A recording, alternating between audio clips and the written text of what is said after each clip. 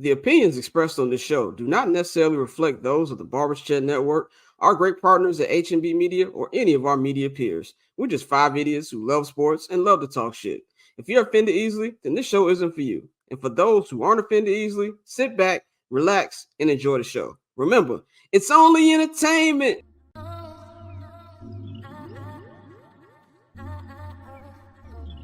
So cool. Triple double hat trick, I know the code too. Ice trade, go for trade, yeah we cold too. Getting paper on these player haters, old news. Money on the other line, so I'm not gonna hold you. Money on the other line, so I'm not gonna hold you. Money on the other line, so I'm not gonna hold you. Money on the other line, so I'm not gonna hold you. Money on the other line, so I'm not gonna hold. My agent just said we made 100 flat. Make it back and make it stack this like I'm Steven Jack. Put my rings up in the camera like I needed that. Up in the air and at the rim is where I meet them at.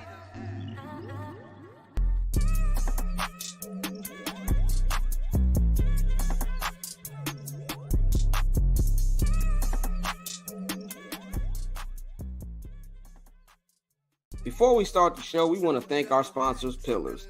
Pillars is the best clothing line in the Chicagoland area. If you're looking for a dope hoodie, a sweatsuit, shirts, shoes, or even stuff for your kids, Pillars is where you should go.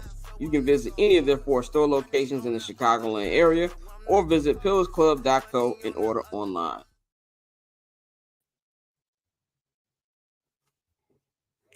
Ladies and gentlemen, welcome back to another edition of I'm Not Gonna Hold You. It is Friday, February 16th, 2024, and I'm your host, Scott. And of course, you know to follow me on Twitter and Instagram at BarberChairScott.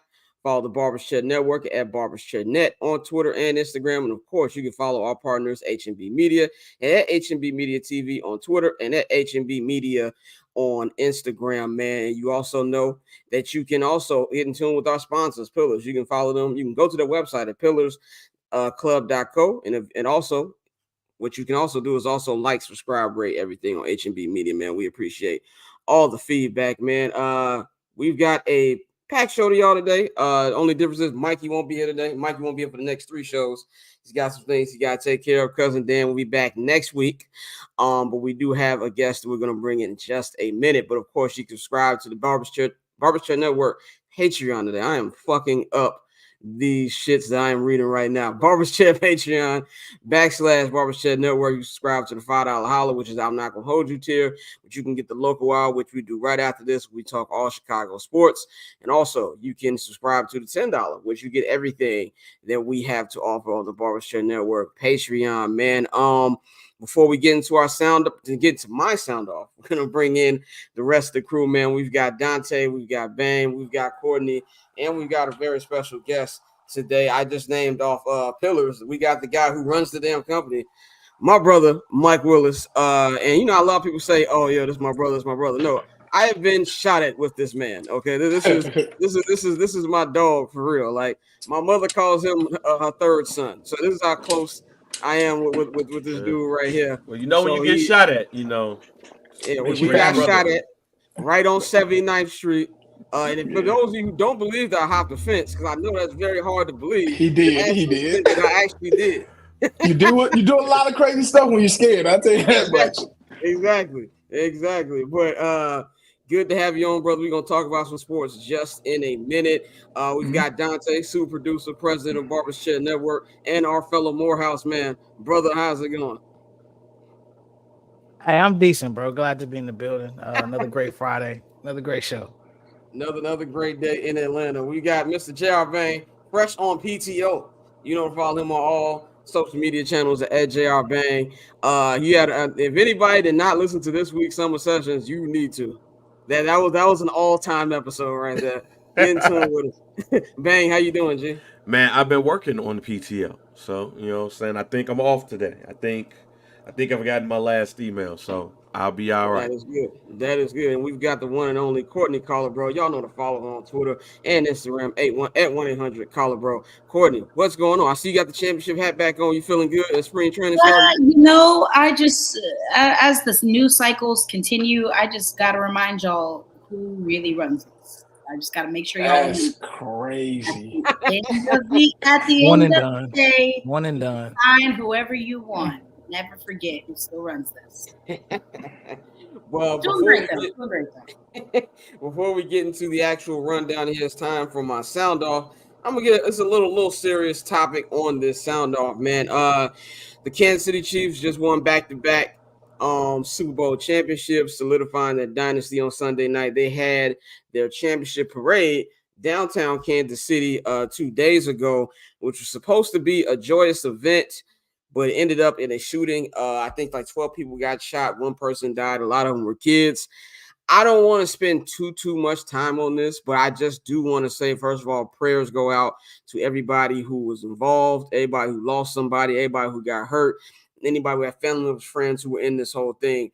Prayers out to them. Also want to give love to the Kansas City Chiefs. But I saw a lot of players there staying with the people. I know one kid I saw, he was interviewed by the Kansas City News, said that Andy Reid stood with him and waited for him to calm down. And so shout out to everything with them for actually staying with them through that time.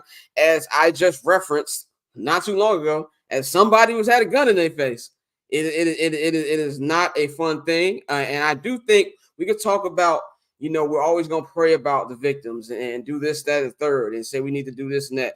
The fact of the problem is guns are the issue. And until we get back, until we have people, in presidents, everybody in DC who can change these things and actually take away these guns, we're going to have the same fucking issue.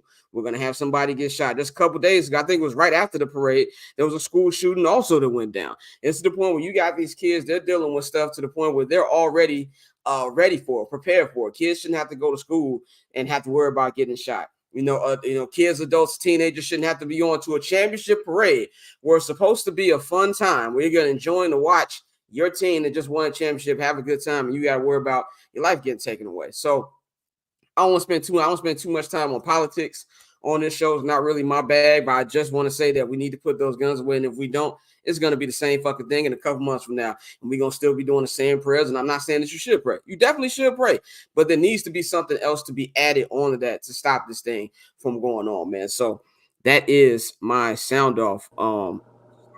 Too dark of a move, but I didn't want to, let that go by. But let's get into some sports, which is what you guys are here to watch us talk about. So Mike will be joining us once a week on the show.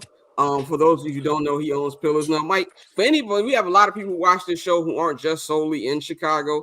Let the people know what exactly you guys do at Pillars and just everything you guys got on, and how they can get some clothes.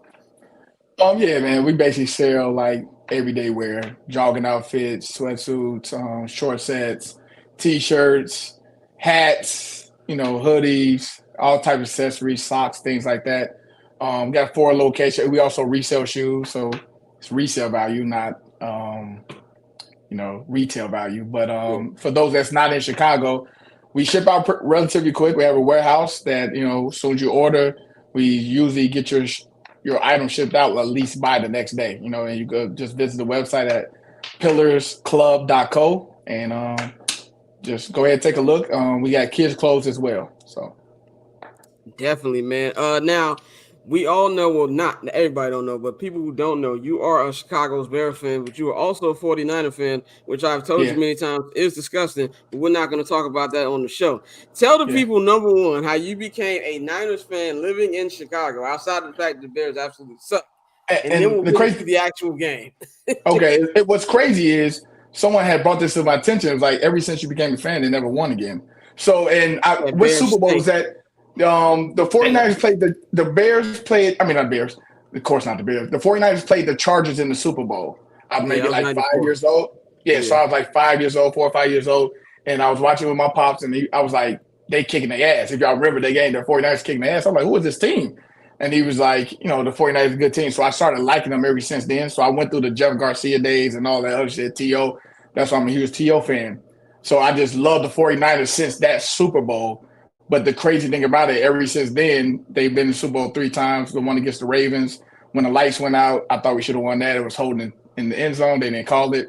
And then the one with my boy Jimmy G with the EIU, shout out to EIU. He was in there. We had a 20 to 10 lead. We blew that.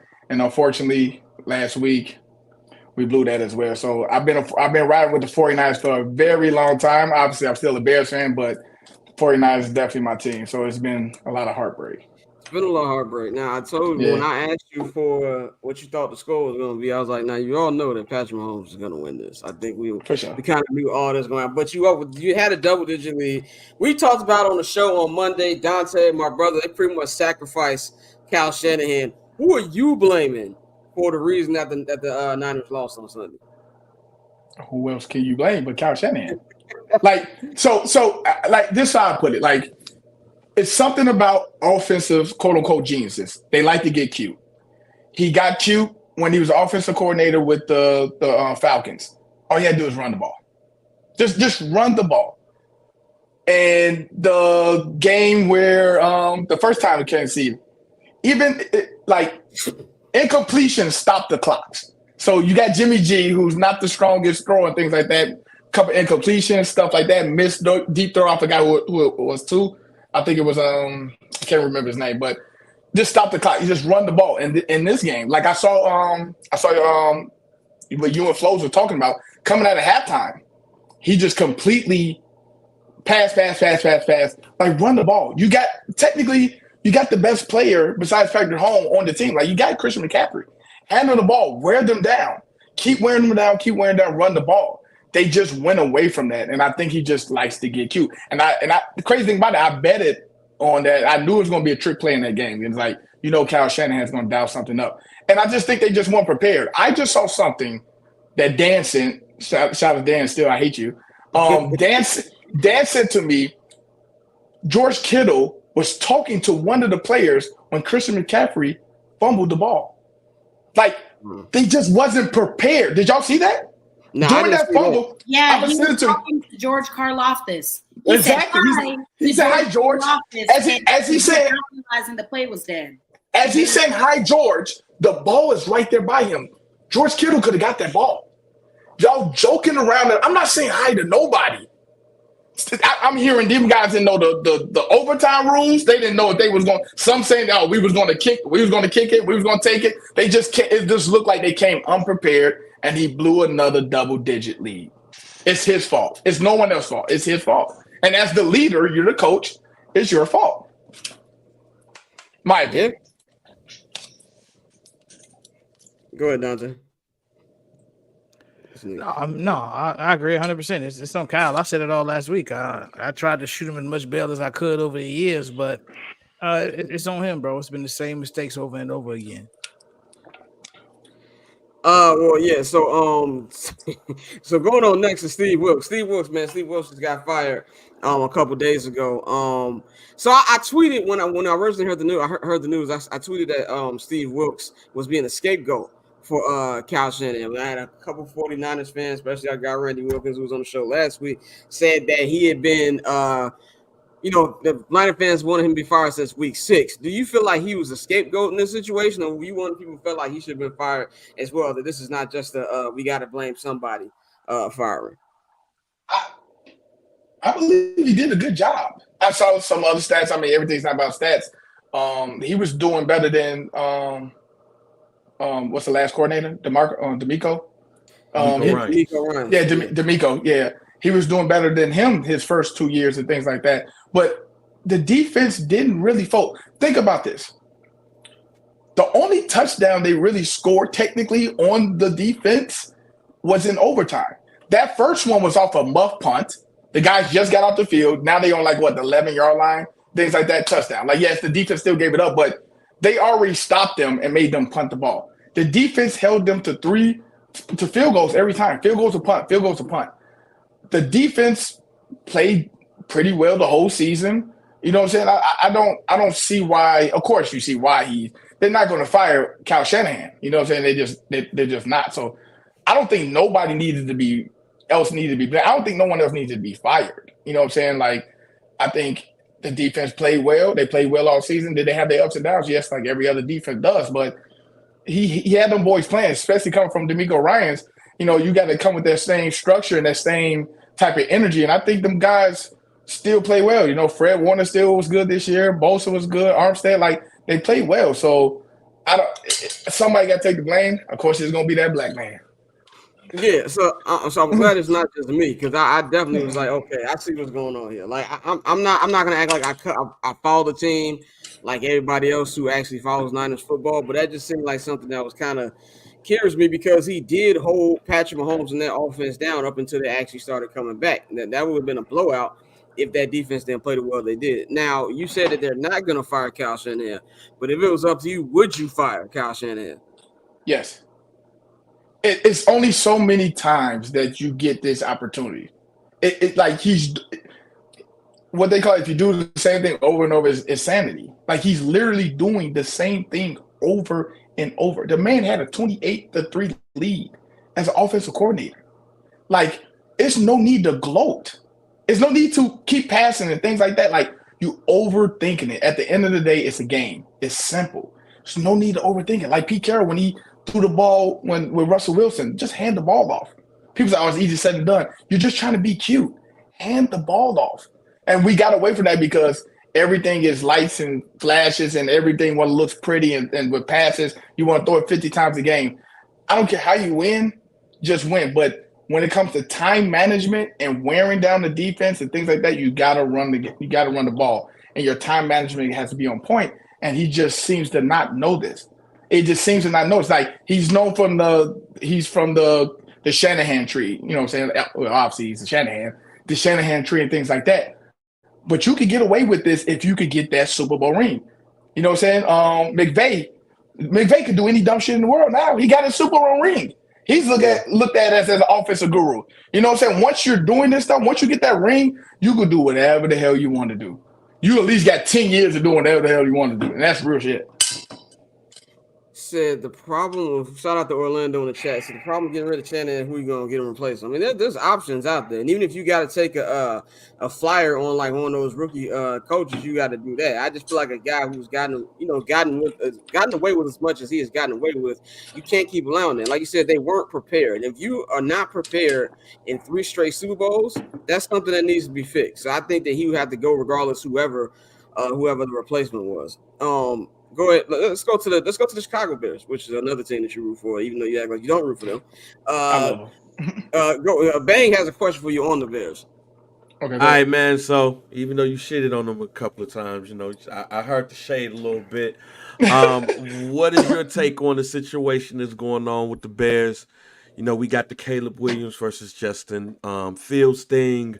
Everybody is starting to weigh in. I mean, the Bears is really on the clock. So what are your thoughts on what the Bears should do with this number 1 pick?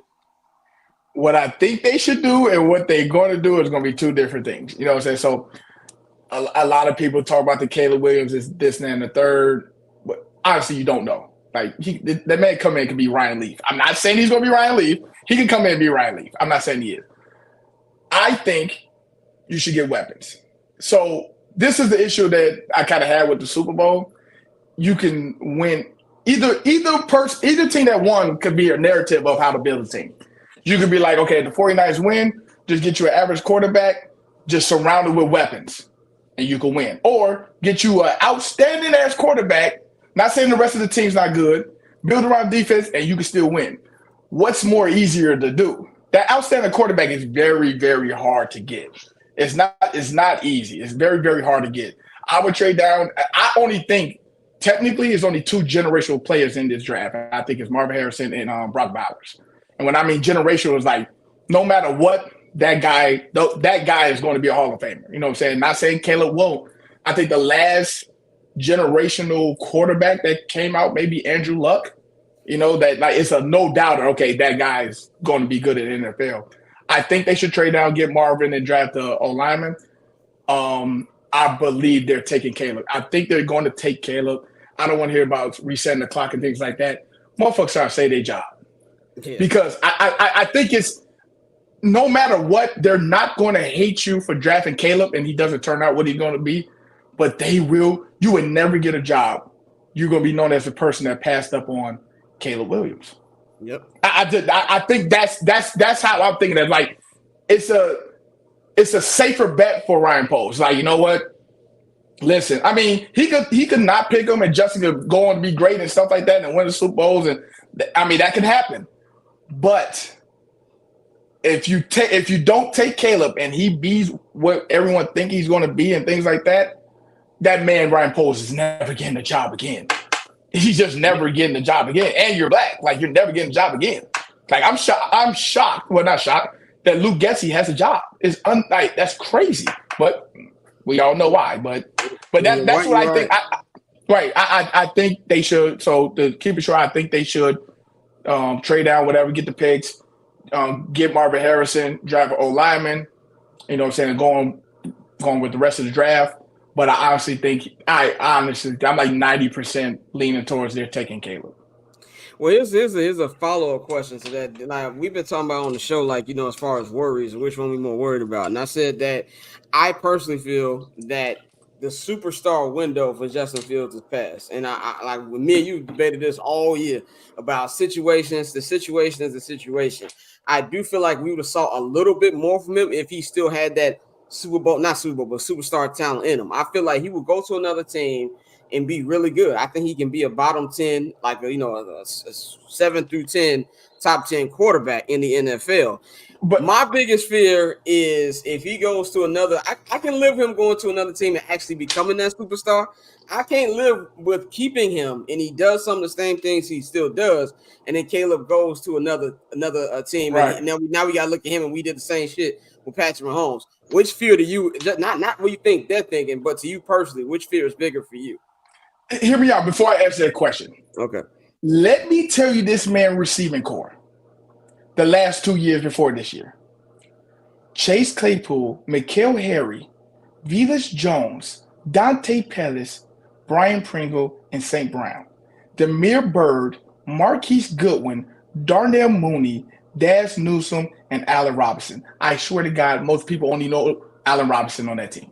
That's who he was going to. Hold on. We gotta go back to that. See, look, this thing off the 2022 season. Yeah, for the 2023 season, we all said this beginning of the year there was enough for him to show us something. We all said it. Everybody, the most positive Justice nigga, it was enough for him. He had DJ Moore, he had Cole Kmet, had a good year. And he just didn't do enough. Now, is it 100% his fault? No, I blame the coaching and the scheming 70%. But he got to take a little bit of the blame in there, too. He definitely got to take a little bit of the blame. But the coaching got to as well, because you're running towards you having Darnell Mooney as a lead blocker. Who the fuck? Like, that man is my size. I'm bigger than him. No disrespect. I'm not saying he can't block, but come on, man. You got these, like, throwing him out there. Like, Darnell Mooney, he did what he did to be a fifth-round pick. To be a fifth-round pick, good. That man's not a number 2 receiver. Like, just keep it G. He's not a number 2 receiver, G. We need somebody that's competent out there. You know what I'm saying? But Justin has to make sometimes it's the trust factor. And people are like, oh, that's why he holds on to the ball. He holds on to the ball because he doesn't want to throw the interception. He doesn't have that mindset like Jay Cutler, like, man, fuck this. I'm throwing this bitch. Jay Cutler, like, I'm throwing this bitch. You going to catch it or not? You know what I'm saying? But sometimes you got to have that trust. And the only one that he trusted on that team was DJ Moore or Kmet at times. You know what I'm saying? So I think the Bears are more scared that they're going to trade away from Caleb and he being more of a god. They like already passed up on Mahomes and things like that. The Fields they could live with as long as Caleb's good. Yeah, I think they can like because they're all losing their job, bro. You're going to lose your job if Caleb Williams go out there and he's coming into a better situation. Yeah. So if you draft Caleb Williams, he's already has, like I said, I just named those receivers for Justin Fields. Poop. But he's coming in, he's gonna have a top 10 receiver in the draft. He's gonna have DJ Moore. You're gonna have an offensive line who's with Darnell Wright, who's in his second year, they're getting better. You're gonna have Cole Kmet. You know, he's coming, he's gonna have a defense that's settled in, that's more team chemistry, is really good. Like he's technically coming in, I just want to say technically, coming into a 10-win team. Because the Bears jagged 3 wins. Yeah. So, like I said, this is not the typical number 1 pick. Usually number 1 pick is like the Panthers, only win 1 or 2 games. He's coming to a team that won 7 games, could have won more. So this is kind of unique. He's coming to a better situation. And that's not even talking about free agency. Exactly. I think sometimes when we be having these conversations, and I ain't gonna front, I got irritated this morning because I'm like, everybody in the national media and local media too. Everybody in media is talking about the Bears like the Bears earned that number one pick. Yeah. They traded for that number one pick. They didn't earn that number one pick. So they're talking about the Bears like they're 2-14, like they're Exactly. 1-15, and that's not the case. But everybody is also talking like free agency is not taking place next month too. So you never know who the Bears might come up with. They might come up with Mike Evans. They might come up with T. Higgins. They might come up with Calvin Ridley, or another wide receiver there. And then that's not even talking about the defensive side of the ball, Brian Burns or Daniil Hunter. So yeah, the Bears is coming into a different situation. I just think that people needs to talk to them differently, talk about them differently, and stop talking about the Bears like they are the Carolina Panthers. Exactly. And before we kill Courtney of boredom with Bears talk, we're gonna move to a little baseball. Courtney, go ahead. You are the baseball correspondent. The floor is yours. Oh, I just want so much better for y'all. Whatever happens, before I get into my question, I really need y'all to win this season. Do something, because by the way, Courtney, tell them who you root for. Tell them who you root for. Who's your football team? Don't worry. Who's your football team? Tell them who your football team. I'm a Saints fan. Oh, okay then. All right. Better for your ass too. But it's not about me. It's not about me. Why are you trying to make it about me? Anyway, as the resident, I guess, baseball correspondent of the group, I guess, if you want to call me that, what do you think about the Cubs and what they got going on this season? The Pacoda standings have them being equally mediocre at about 81-81, finishing second in the division behind the Cardinals, who are projected to win about 85 or 86 games this season. What do you think about the Cubs and their chances this season to make the playoffs? Okay. Scott probably knows this. It's only maybe a few things I love in the world, and it's the Cubs is literally number one. My daughter's pushing number one. She's at number two. So I love the Cubs more than – no, I'm talking shit. But I love the Cubs. I'm a baseball person more than anything. First of all, they have to sign Bellinger. I like Craig Counsell. Obviously, we gave him all that money.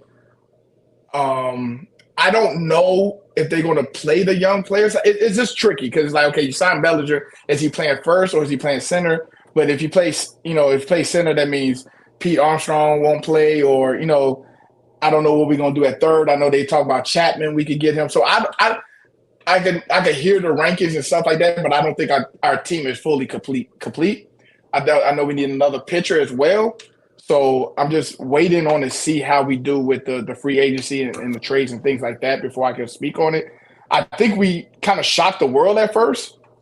We were not supposed to be that good last year, and then we snuck up, and then David Ross just jagged the last 2 weeks of the season. But I believe – I'm not saying the Cubs – I believe the Cubs can win the division. If Bellinger comes back, Suzuki got hot definitely around August, and we just play our game, because our defense is going to be top tier, because right up the middle we got Nico and we got Dansby. I think Dansby going to have a better year hitting-wise. I think we're just going to play a good overall Cubs baseball. I think we need another bat. I would love Chapman there.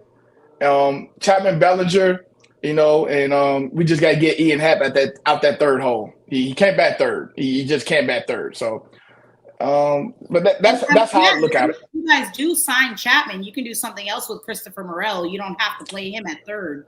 I don't know if I like Christopher Morel at third base. I don't. No, I don't think they had. I don't think they have faith in him there. That's why I think that the DH is probably where he's at. But we could probably get something for Christopher Morel. Like you said, I think we got 7. You trying to ship my guy off? That's crazy. I mean, if it means to get in the World Series, anybody can get shipped off. But I'm a humble you right now, my brother. That is not happening. Hey, good luck.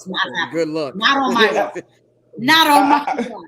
Not too long as Shohei Ohtani is also wearing a Dodgers uniform. Obviously, but just guess what? At the end of the day, you still got to play the game. Like, you guys not even finna win your division. You know what I'm saying? Like, let's keep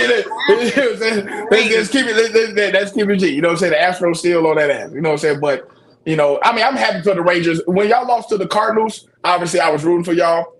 That was some of the worst luck in the world. Like, y'all was one pitch away from winning the World Series. That wasn't luck. Nelson Cruz, 90-year-old ass, had no business playing in anybody's outfield in 2001. Yeah. You want that bat. You want that. You want that bat. But yeah, I mean, the Cubs, like, I just want to see, this. I want to let the roster fill out before I could like place judgment. But I think everybody else take a step back. The Pirates in a couple of years are going to be a decent team. They're going to be a very. The Pirates are definitely going to be a decent team in a few years. I know everybody on the Cincinnati Reds bandwagon.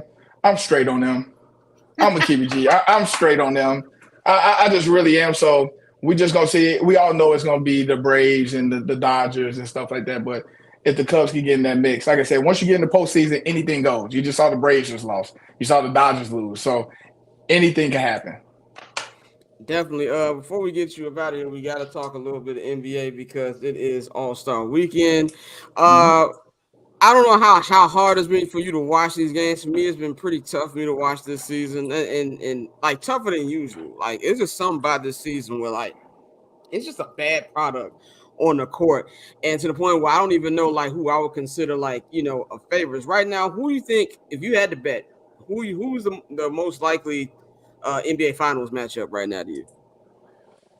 Man, I would probably have to go with Boston and maybe Denver, because I just think Denver got the most complete team. The unit just been together for so long and things like that. Boston, this got to be the year. Like they got to get it done. They got to get it done. But yeah, like you said, it's hard to watch. It's especially we all into football and things like that. But it's really just like an open gym and they just run it up and down the court. You know what I'm saying? So like you said, this is a bad product, but I think it just gets better when they take it more seriously. But that's towards the end of the year. You know what I'm saying? They just don't take it as seriously. Like, it's like an all-star game. Like, these games, like, every Pacer game is going to be 145 to 139. I don't give a fuck who they playing. They can play us. We're scoring 139. You know what I'm saying? So, but they going to score. It might be a 200-point game soon. Like, don't be shocked. I mean, just don't be shocked. But, Boston, they very athletic. I would like for them to have the depth. I think the Drew Holiday was a good pickup. I think that's what's hurting Milwaukee because their backcourt doesn't have the defense to stop people from getting to the rim. But I think Boston, I just think the Clippers are actually pretty good. The Clippers are actually pretty good. I never root for the Clippers. I'm not a huge Kawhi Leonard fan or Paul George fan because they got two people on their team who are known to choke in the playoffs. You got Paul George and you got James Harden. Them niggas never healthy to play in the playoffs. You talking about? Are you talking about Harden? I'm talking about Harden. I'm talking about Harden. Okay. Yeah, I'm talking about Harden. Like that man just. I've never say people choke. Never, but in any sport. Like, it just sometimes it happens. Say you have a bad game. That man really be choking. I'm like, man, is it like that shit's real? That shit's it is. Even with him choking, he let motherfucking Joel Embiid got away with murder last year in the playoffs. Like, he got away with murder, bro. Well, for his defense, it's kind of easier when obviously he was hurt too. For the big guys and stuff like that, I don't give a fuck. I'm triple teaming Joel Embiid. He would never have those numbers in the playoffs because somebody else want to beat me. I am not letting this man be. Like, I can't understand the defensive strategy. Something. I know these are professional players. Luka is so fucking cold. The man said, as a child, as like a teenager, hooping overseas it was harder there than here. Like, at what point are we gonna double this man? This man, every time a step back, slow three coming, I'm like, slavery coming back. I say it every time, like, slavery's coming back. I'm like, I'm like, slavery's coming back. Like, someone stop this man. And Dallas is a very good sleeper, though. I would say, besides Denver, Dallas is a sleeper. Shout out to my man Dan Gafford. That's going to be a huge pickup for them. Plays defense, he rebounds, and he catches the oop. That first game he with them, he got like 19 points. Like couple blocks, rebounds. So I would besides Denver, I would say it'd be good to see Dallas and Boston. I think that'd be a good matchup. Yeah, I'll say this before we get you about it. Think about your man Jason Tatum until he actually every dude player, my man. Yeah, every Duke player, your man. Until Jason Tatum actually does what he's supposed to do, I'm not taking. And not just him, Jaylen Brown too. Jaylen, I don't know how to dribble Brown. And until they actually start doing the things His they braids need are to do. short. His braids are short. That's all it is. He just cut his hair. That's what I'm telling you. Just cut your hair, bro. You be straight. His braids are too short. Just go full clean shaven on your hair. Yeah. But Mike, let them know where they getting tuned when you had everything you got going on, man. Yeah, like I said, man, you can follow us on Instagram and Twitter and Facebook, Pillars_Club. We got stores in the Chicagoland area. We got the West Loop, 1167 West Madison Street. Over East 2006 East 87th Street, Chicago Ridge Mall, and Orland Park Mall. We got some new stuff coming in as we speak right now. Check out the website. We got adult and kids clothes. They actually match each other. Pillarsclub.co. That's pillarsclub.co, not.com. And go ahead and check it out. Get you a couple things. Put it in your cart. Also, when you go there, the price is the price. The price is the price. Yeah, the price is they try to walk me down. All right, man, I appreciate y'all. All right, brother. I'll let you next week. All right, appreciate it. All right, so let's get into our next topic. As Bang likes to say, content is king. So I'm about to do a real first take ass motherfucking topic here, and that is the GOAT conversation that we be having on here, man. The GOAT conversation about everybody, LeBron James, Michael Jordan, Tom Brady, Patrick Mahomes. My question to y'all, and I'm gonna answer it first. And you go by. That was my fault. I got on the solo layer. That wasn't on Dante. That was me. I think that Mahomes is who we think LeBron is. And let me be very clear. I'm not trying to get my usual LeBron James slander bag here. I'm just saying when it comes to the winning aspect, we know like LeBron James is a great player, in my opinion, second best player of all time. But when you see where a guy like Patrick Mahomes, the way he has started this year, not just his career, 7 years playing the game, 6 as a starter, and he hasn't been to anything less than a AFC championship game. And he went out there, he's 3-1 in the finals right now in the Super Bowl, and has actually done the things that a lot of people thought that earlier career LeBron James would have done. So I think as far as the GOAT debates, which I kind of hate having, but we have a show to do, I think he's definitely more closer to Tom Brady than I would say a LeBron James is to a Michael Jordan. And that's because of just the winning aspect. And a lot of people talk about LeBron went to the finals 10 years wrong. And all that's fine. I'm honestly not trying to downplay what he did. But at the end of the day, you have to win the actual fucking thing, in my opinion, for it to matter, especially when you're going up against a guy. Now, these are ghost conversations that he went 6-6 in the finals. You got a guy like Tom Brady. Tom Brady's lost. Tom Brady's lost 3 Super Bowls, but he's also been 7-3 and has beaten Mahomes in the head-to-head matchup here. So I think when it comes to these conversations, that if we're looking at the trajectory that Patrick Mahomes is on, now he still has to do a lot more. He's got to stay healthy, which I think is the number one key. You got to see how much longer Andy Reid is going to be coaching, because that's just as much of a factor as how great he is. He is legitimately on his ass as far as trying to take that GOAT title from him. I never thought there was ever really a period in time where I felt that Mike was in trouble just because of the prior losses. And yeah, it's a different thing with LeBron. If you want to be 100% honest about it, only one of the losses is actually on LeBron. You can blame other situations for that. But just the way he went out in 2011 is why I can't ever put him in that conversation. I'm going to go to Dante first, because I feel like we've argued this many, many times. What do you think, and compared to like the LeBron, Michael Jordan thing, you would put Patrick Mahomes and Tom Brady, and not just from the talent aspect. I do think that Pat is more talented than Tom Brady, and I think that LeBron is more talented than Michael Jordan. Just from that kind of standing, how do you look at it?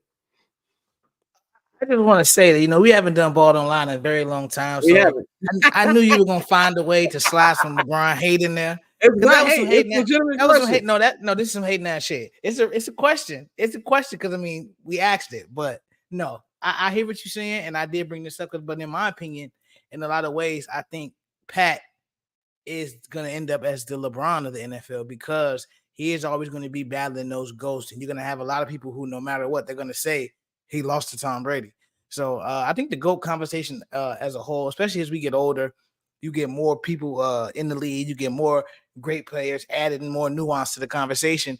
It's just gonna come down to who you like more, bro. It's really a preference thing. Like there have people who have like undisputed resumes where you'll have a handful of guys, but in terms of the GOAT, just the GOAT conversation, period, it's always going to be people who have their biases. It's never going to be a one true GOAT. Even though, like now, obviously, I think Mike is the GOAT, but you know that conversation is going to continue to grow. And if LeBron, you know, stretches his resume longer, wins some more, you're going to have people say some other things. So, it's an interesting conversation. But I see what you were trying to get at, though.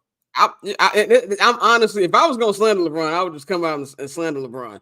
I can easily do that.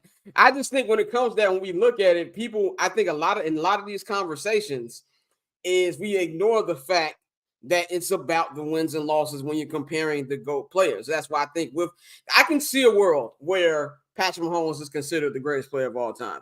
I haven't and never will see a world where LeBron James is the greatest player of all time. Before I get to Bang, Courtney, do you have an opinion on this or not? I mean, I have thoughts. I think I have thoughts primarily that we have conversations about who are we including in this discussion when we're talking about the GOAT, and like why are we excluding certain athletes from this conversation as well? Like it's always, it's got to be LeBron or MJ, as if like Serena Williams didn't win every freaking major tournament, you know, and there's like Michael Phelps. I'm just saying, I know it's swimming and I'm going to be that fucking annoying person. But like, honestly, these conversations are kind of moot until you win on a grand scale. And yeah, he's won 3 in 5 years. That's fantastic. I need more. He's still young. I need more. Well, on the Serena and Michael Phelps thing, I was looking at it from like the basketball perspective. I can't do like an overall sports GOAT. I think way too much. Who is your overall sports GOAT? Michael Jordan. I'm from Chicago. Like, let's be very clear. Dante, who's your overall? The Michael Jordan of what? Anything. There's always a name that you go with. No, it's not. It's not Mike. The overall sports GOAT is Wayne Gretzky, without a doubt. Like, if you want to take it there, it's Wayne Gretzky broke the scoring record while he was still playing and pushed that shit forward. Like Wayne Gretzky's numbers are ridiculous. So if you want to go overall sports GOAT, it'll probably be Wayne Gretzky. Thanks. I hear you. Go ahead, man. One. I've exited the chat because of what you had said earlier. Like, you know, everybody's gonna have their own favorites. Look, Paul George entered the GOAT chat. There's basketball players that are playing right now that see Paul George as more of a GOAT than anybody else. Hell, if you even look at a lot of these players right now, you know, they were making players the size of Paul George in 2K. And those 2K kids are now in college or in the pros. So hearing people say Paul George is a GOAT player is weird for me to hear. And I think at that point is why I was like, you know what? Whoever you want to be the GOAT, that's the GOAT for you, fam. Because at this point, we're just naming random ass players as GOATs. So I heard that. Who was it? It was Brandon Miller who said that. I think it was Brandon Miller. Yeah, Brandon Miller. I think we should move it to who's your favorite player instead of GOAT. Exactly. Like Kobe Bryant is one. It's like it's Mike and Kobe. Like Mike is my 1A, Kobe's my 1B. As far as my favorite players, Vince Carter is one of my top 5 favorite players. I know he's nowhere near a GOAT conversation. So I feel like there needs to be a distinction between those two. I love Kobe. Kobe is not even better than LeBron. Like if it comes to like who's the better player, and I love Kobe way more than I love LeBron James. I feel like that has to be, separated there too. But Bang, what do you feel about the Patrick Mahomes and Brady with the LeBron and Jordan thing? Do you think that that's more of a reasonable debate than a LeBron Jordan? No, because they played each other. Okay. And that's why that is not the case for me. I think it's more, I think Tom Brady and Patrick Mahomes for my generation is more like Magic Johnson and Michael Jordan, where they played in a finals and Mike beat Magic in this case, whereas in Patrick Mahomes and from like Patrick Mahomes and Tom Brady's case, Tom Brady beat him. So this would be like if Magic beat Mike, but Mike still went on to win some rings. That's how I would look at this one.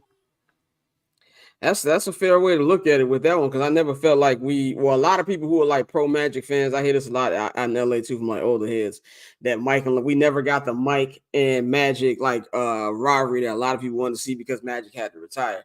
So I definitely think that's a good addition to that debate, man. One last topic on the actual Super Bowl, and then we're gonna move on from everything that happened on Sunday. I want to talk about the Chiefs defense that I don't feel like is getting enough credit. And rightfully so. Like when you're the quarterback, we all know we came on here on Monday praising, Patrick Mahomes and everything he did, Andy Reid. But I feel like this defense is being underrated a little bit. If you look at what the defense has done this year, they have shut down the number 1, the number 2, the number 4, the number 6 offenses on the same playoff run. This has never been done in NFL history, and they held all 4 teams to 0 points in the second half. You can even look at some of the wide receivers they went again, holding Tyreek Hill to 62 yards in that wild card game, holding Deebo Samuel for 33 receptions, Brandon Ayuk to 49 receptions, as he so angrily put on social media this week with him and his family. And I don't get that trend of family like calling out the organization on Twitter. I don't think that thing really works. Like I would be telling my cousins to shut the fuck up, but hold him to 49 yards receiving. Jalen Waddle with 31 yards receiving, and then Stephon Diggs was 21 yards receiving. I feel like this team is probably going to be forgotten in the history of this Chiefs run and just the NFL history. If you think about the top defenses in NFL history, obviously there's the Steel Curtain Steelers, there's the 85 Bears, there's the Giants defenses, of course, the 2000 Ravens and things like that. This is a team where statistically they should be included in that, but because you got such a great of a quarterback in Patrick Mahomes, I don't think we're ever going to be talking about that. And I think that's kind of disservice to the things they've done, because they carried this team all fucking season. If you want to be real about it, when the offense was sputtering, they were the team they were the crew that was shutting it down and did their job in the playoffs. Dante, what do you think about how the perception of this defense will be? Well, it has been this week and just going forward. Oh man, it's unfortunate. Like I always say, man, the quarterbacks get all the praise when you win, all the hate when you lose. So especially when you have a guy as polarizing as Pat Mahomes, it's always going to be Pat did this, Pat did that, not well the team did this and this is why they won. So with the run they went on, like we said, it was historic. Holding those 4 amazing offenses, I think it was 15.9 points a game or something like that. You got to tip your cap to them. So it's one of those things where when you have these conversations, you don't have to be more nuanced with it and say, well, nah, I feel you, they had Pat, but that defense went crazy when they won ring number 3. Kind of like how we do with Brady. Tom Brady is the guy that he is, but we all know how in his first couple rings, he was a game manager. He wasn't the one out there going to win the ring. So I think, it's another one of those situations, like Courtney said, with Pat being so young and, this team being so young, even though we're already saying it's a dynasty, we got to let the whole thing play out before we talk about how, the actual script will be written. But for right now, I think this is going to be a lot of praise for Pat. Courtney, what's your take about the defense and how they're being perceived?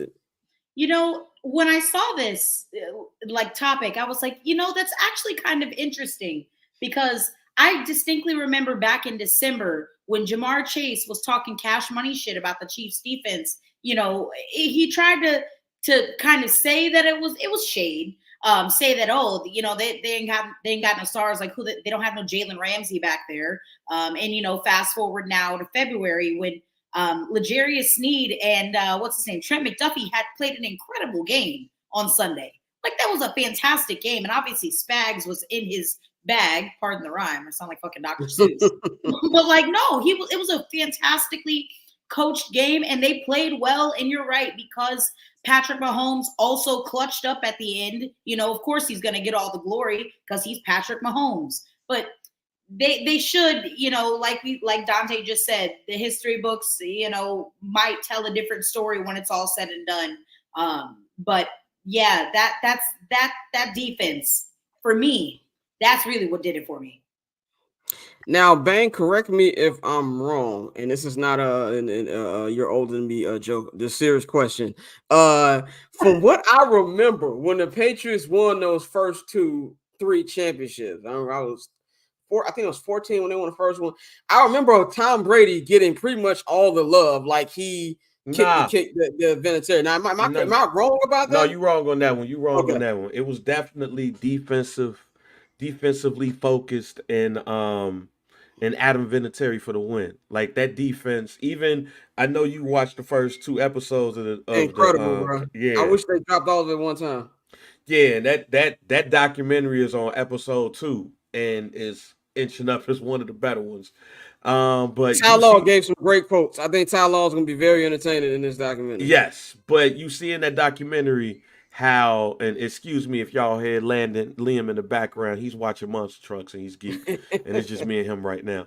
But nah, man, it was the defense that they was talking about. It was the defense, and it was special teams winning it for the team. Tom Brady was ultimate game manager at that time. I think it was maybe the 4th Super Bowl where you really start people starting to talk about Tom Brady heavily like that. But I think this team is going to be remembered mainly because this was the team that wasn't supposed to be here. I think that right there is the clincher. This was the team that, as you said, went through a murderous row of defenses, and Patrick Mahomes was on the road. That, my friends, gets you remembered because of adversity. People remember adversity, and I think that's what's going to carry them over. I definitely hope that is the case. I don't know if it's because I'm a Chicago Bears fan and I've been accustomed to having to appreciate the defense. And I hope the defense actually gets the love that they deserve because they locked down, bro. They locked down him even more than just the pass rush, the secondary. That was the best secondary in football all season, man. So I really hope they do get the love that they're supposed to get. Quick college football here. We really don't have to talk too much about this, but I just wanted to report it because this is seems like a big deal. So college football playoffs will be switching to the 12-year model, 12-team model starting next season. They just agreed to a 6-year deal with ESPN for the entire 12-team college football playoffs for $1.3 billion a year, which is insanity to think that there's that much money that they're throwing together. And this is just adding on to the current 2 years of this deal they're in right now. Anybody have like any thoughts on this, man, about this particularly? I just think it's kind of impressive that we continue to see how much money there really is in sports broadcasting and streaming right now. Yeah, it just further proves that they bullshit a lot of these numbers. They want to tell you they can't pay people this, they can't do that, especially not even with the athletes, but with the media, with people working with these networks. Suddenly we got Netflix will announce 5,000 layoffs and then pay $6 billion for 2 shows. So it's fucking ridiculous. But I think with college football, people are still gonna find a way to complain. Yeah, and what are we gonna do? Just grow it to a 2014 playoff? Like it's gonna be, when do we stop? So I mean, I think it'll be exciting and entertaining, but it won't solve the problem because there will always be a team that feels wronged by the rankings. I got 2 words for you. Go ahead. December madness. Okay, I'm thinking 64 teams. Okay, mega tournament.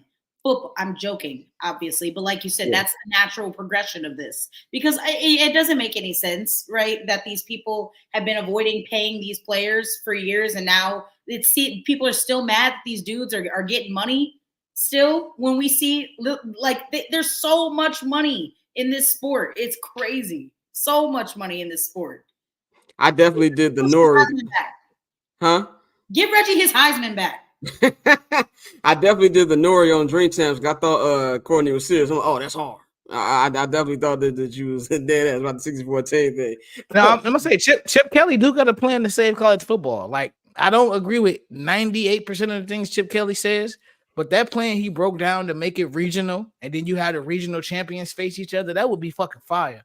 But they're not gonna do that. It's just about the TV contract. They ain't gonna do that. I mean, money. That's where it's at. That's what we're gonna see. And I think the next step really is just two major conferences, just two major conferences, and whoever wins. Or the SEC splitting altogether from the NCAA. But I mean, I am happy to see 12-team playoffs. Are you implying that the SEC would SEC that they would secede? Dead ass. Yep. Secede. Yes. Tomorrow. The irony, like it's the irony. So and if they had everything together to do it, it'd be tomorrow. You know what I'm saying? And Texas like Texas jumping over there and Oklahoma jumping over there. Man. That's crazy. Man, and it will lead to a civil war in college football or just the collegiate sports because they're because the lacrosse team would be like, yo, fam, what the fuck is going on here? Like, what are we doing here? But nah, it's just, I mean, I just see two super conferences or the succession of the SEC really like just getting down to this. But I mean, if anything, I'm more excited about college football. 25 that's popping up this summer. I can't wait to the reveal. Old Dominion to like 7 straight natties. Oh my I'm about to say, God. I'm looking forward to building Chicago State into a national powerhouse. Yes, because they're gonna have a football program. I don't know if the football program is gonna make the game, but they're going to have a football program. I am looking forward to making Mississippi Valley State a national power. Yeah, they got Olive Harvey on there. But they said that it's going to be updates to the game, obviously, but they're going to have FBS schools and they're going to have HBCUs in there. Oh, okay.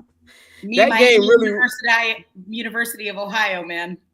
That game really made me wish I still played video games. I really wish I still played video games. Hey, y'all not going to see me. I'm not going. I know I'm gonna play it for a week for that game, Scott. For that game and that game. Look, I have a PlayStation 5 that's just hidden collecting dust. That's what I'm saying. It's gonna collect dust. I cut that bitch on today for the first time in like 3 weeks. And it's what's fucked up is I ain't even gave it to my son. He got the 4 downstairs. You say what? What's it like to be rich, bang? What you mean? What's it like to be rich? Your ass is over there in a high rise in Dallas. You talking about downtown Dallas? I'm in the suburbs. Goddamn it! I got 3 kids and a wife. Poor as hell over here. You can afford to have kids in this economy? No, I cannot afford to have kids in this economy. My pullout game is weak. That's what's the problem. All right. Hey, thank you. Ain't that right? Come here, Liam. Not you talking to the kids. See, look. That's crazy. Look, for 10 cents, you can help me support. You can help me support this little light-skinned boy with braids. For 10 cents. You know what I'm saying? You know, shouts out to Sally Struthers. Say hi, Liam. Say hi. What up? Say hi. Say daddy needs money to support you. He's like, I don't know. See, look, yeah. Give us money. Not the handout. Give us money. He said, let me get a fin. All right, now go watch Monster Truck. No, but I was saying, I was like, he said we got the high rise section. You and Dante, y'all on the high rise section. Right. I ain't even got an elevator in my building, nigga. Nigga. I lived in the high rise once. When we had him, we moved. He said then we had to leave the high rise. We had to leave the high rise. But no, I can't wait to college football 25, and I can't wait till they bring basketball back too, because that's when I'm going to bring Chicago State into a powerhouse. My mom and dad graduated from from Chicago State, actually. Yeah, my stepdad went to Chicago State. Yeah, shout out to them. But we're gonna go to a segment that Courtney does not care about, but I have to give her a shout out for putting the live on the NBA League Pass. You're welcome. Thank you. Saved me $15 a month. And I'm glad I got on it before everybody else found the scam of not even voting. They canceled that shit real quick. They canceled that real quick. And then I think I remember Dante, you like, I just paid for it. Pappy said the same shit. I was like, no, it's not for the rest of the season. It's for 12 months. Yes. It's till next year. So shout out to you on that. But let's talk about the Golden State Warriors, the shameless Golden State Warriors. Now, as a Steph Curry stan, I'll have to admit this is maybe some of the nastiest shit that he's been allegedly been involved with on the basketball court. With him, Draymond Green, and the Warriors basically begging LeBron James to join their team.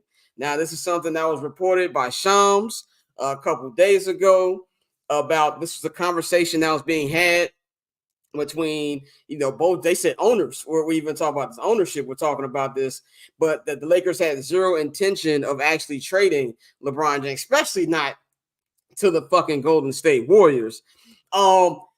Combine that with the fact that Draymond is still out here wilding. Yesterday, I don't know if it was yesterday or night, it was Wednesday when they played the Clippers, and it's like he just spazzed out and looked like he was gonna try to shank a nigga with that look he had and pointing up the four like him and Klay Thompson doing, which I think is wildly corny. We know you have championships. You don't have to throw the number up when you're getting your ass beat, especially they were up a certain amount of points on the Clippers and let them come back after being up double digits. That shit is corny. But everything going on in the Golden State Warriors world, they going out real sad right now. And I need there to be some type of damage control here. But you got Klay. Klay needs to adapt and figure out how to play better and like the role that he needs to move to, which I believe is, they just moved him to the bench. He needs to channel his inner Ray Allen when he was on the Miami Heat. But let's just talk about this. First of all, how much would and then Draymond talking shit about KD, which was funny when he was in the fucking parking lot begging for this man to come, and you turn around and do the same thing for LeBron James. Dante, I'm gonna go to you first. What do you think about this particular situation? Just this is like this season from hell from the Warriors. It's clown shit. It's clown shit, bro.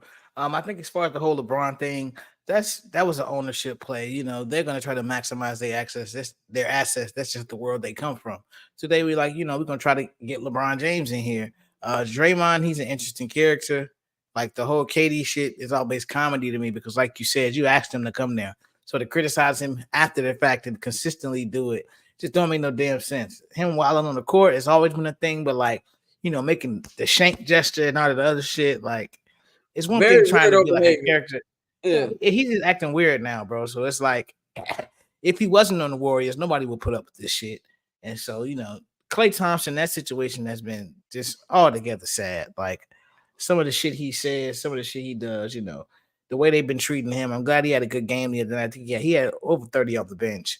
But yeah, bro, they need to blow that up. And one thing I think that people are losing track of is they had a great run. It's okay to say it's fucking over. Like it's not like these guys are in year 5 and 6 of their careers. These motherfuckers old. Like it's nothing wrong with saying, you know what? It's ran its course. It's over. Let's reload it with Steph and whoever. They should have never signed Draymond. They should never gave him that money. I understand Jordan Poole is who he is, so I'm not saying you should have kept him, but you should have blew it up. And then, if Steph is willing to play through a retool, cool. But if not, then you may have needed to, all right, Steph, what you want to do?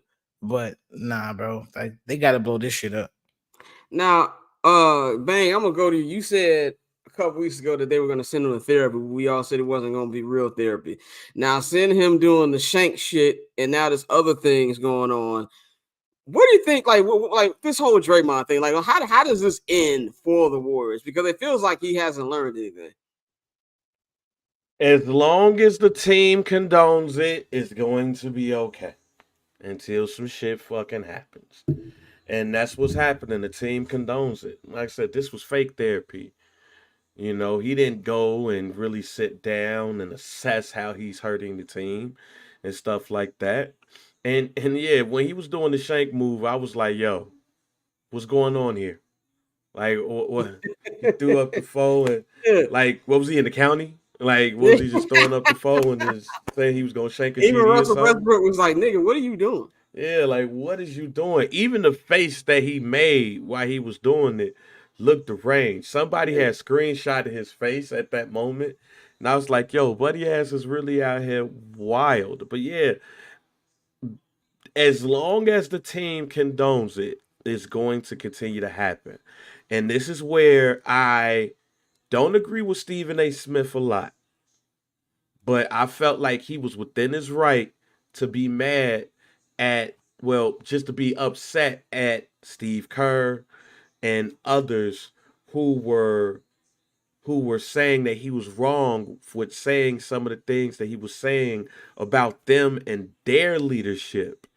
Because while Draymond Green is a grown man, he's going to do what he wants to do. He also would fall in line if he had a true leader on the team to tell him, yo, you tripping right now. The team is led by Draymond Green because Steph is basically like, yo, for as long as it worked for us, it's cool.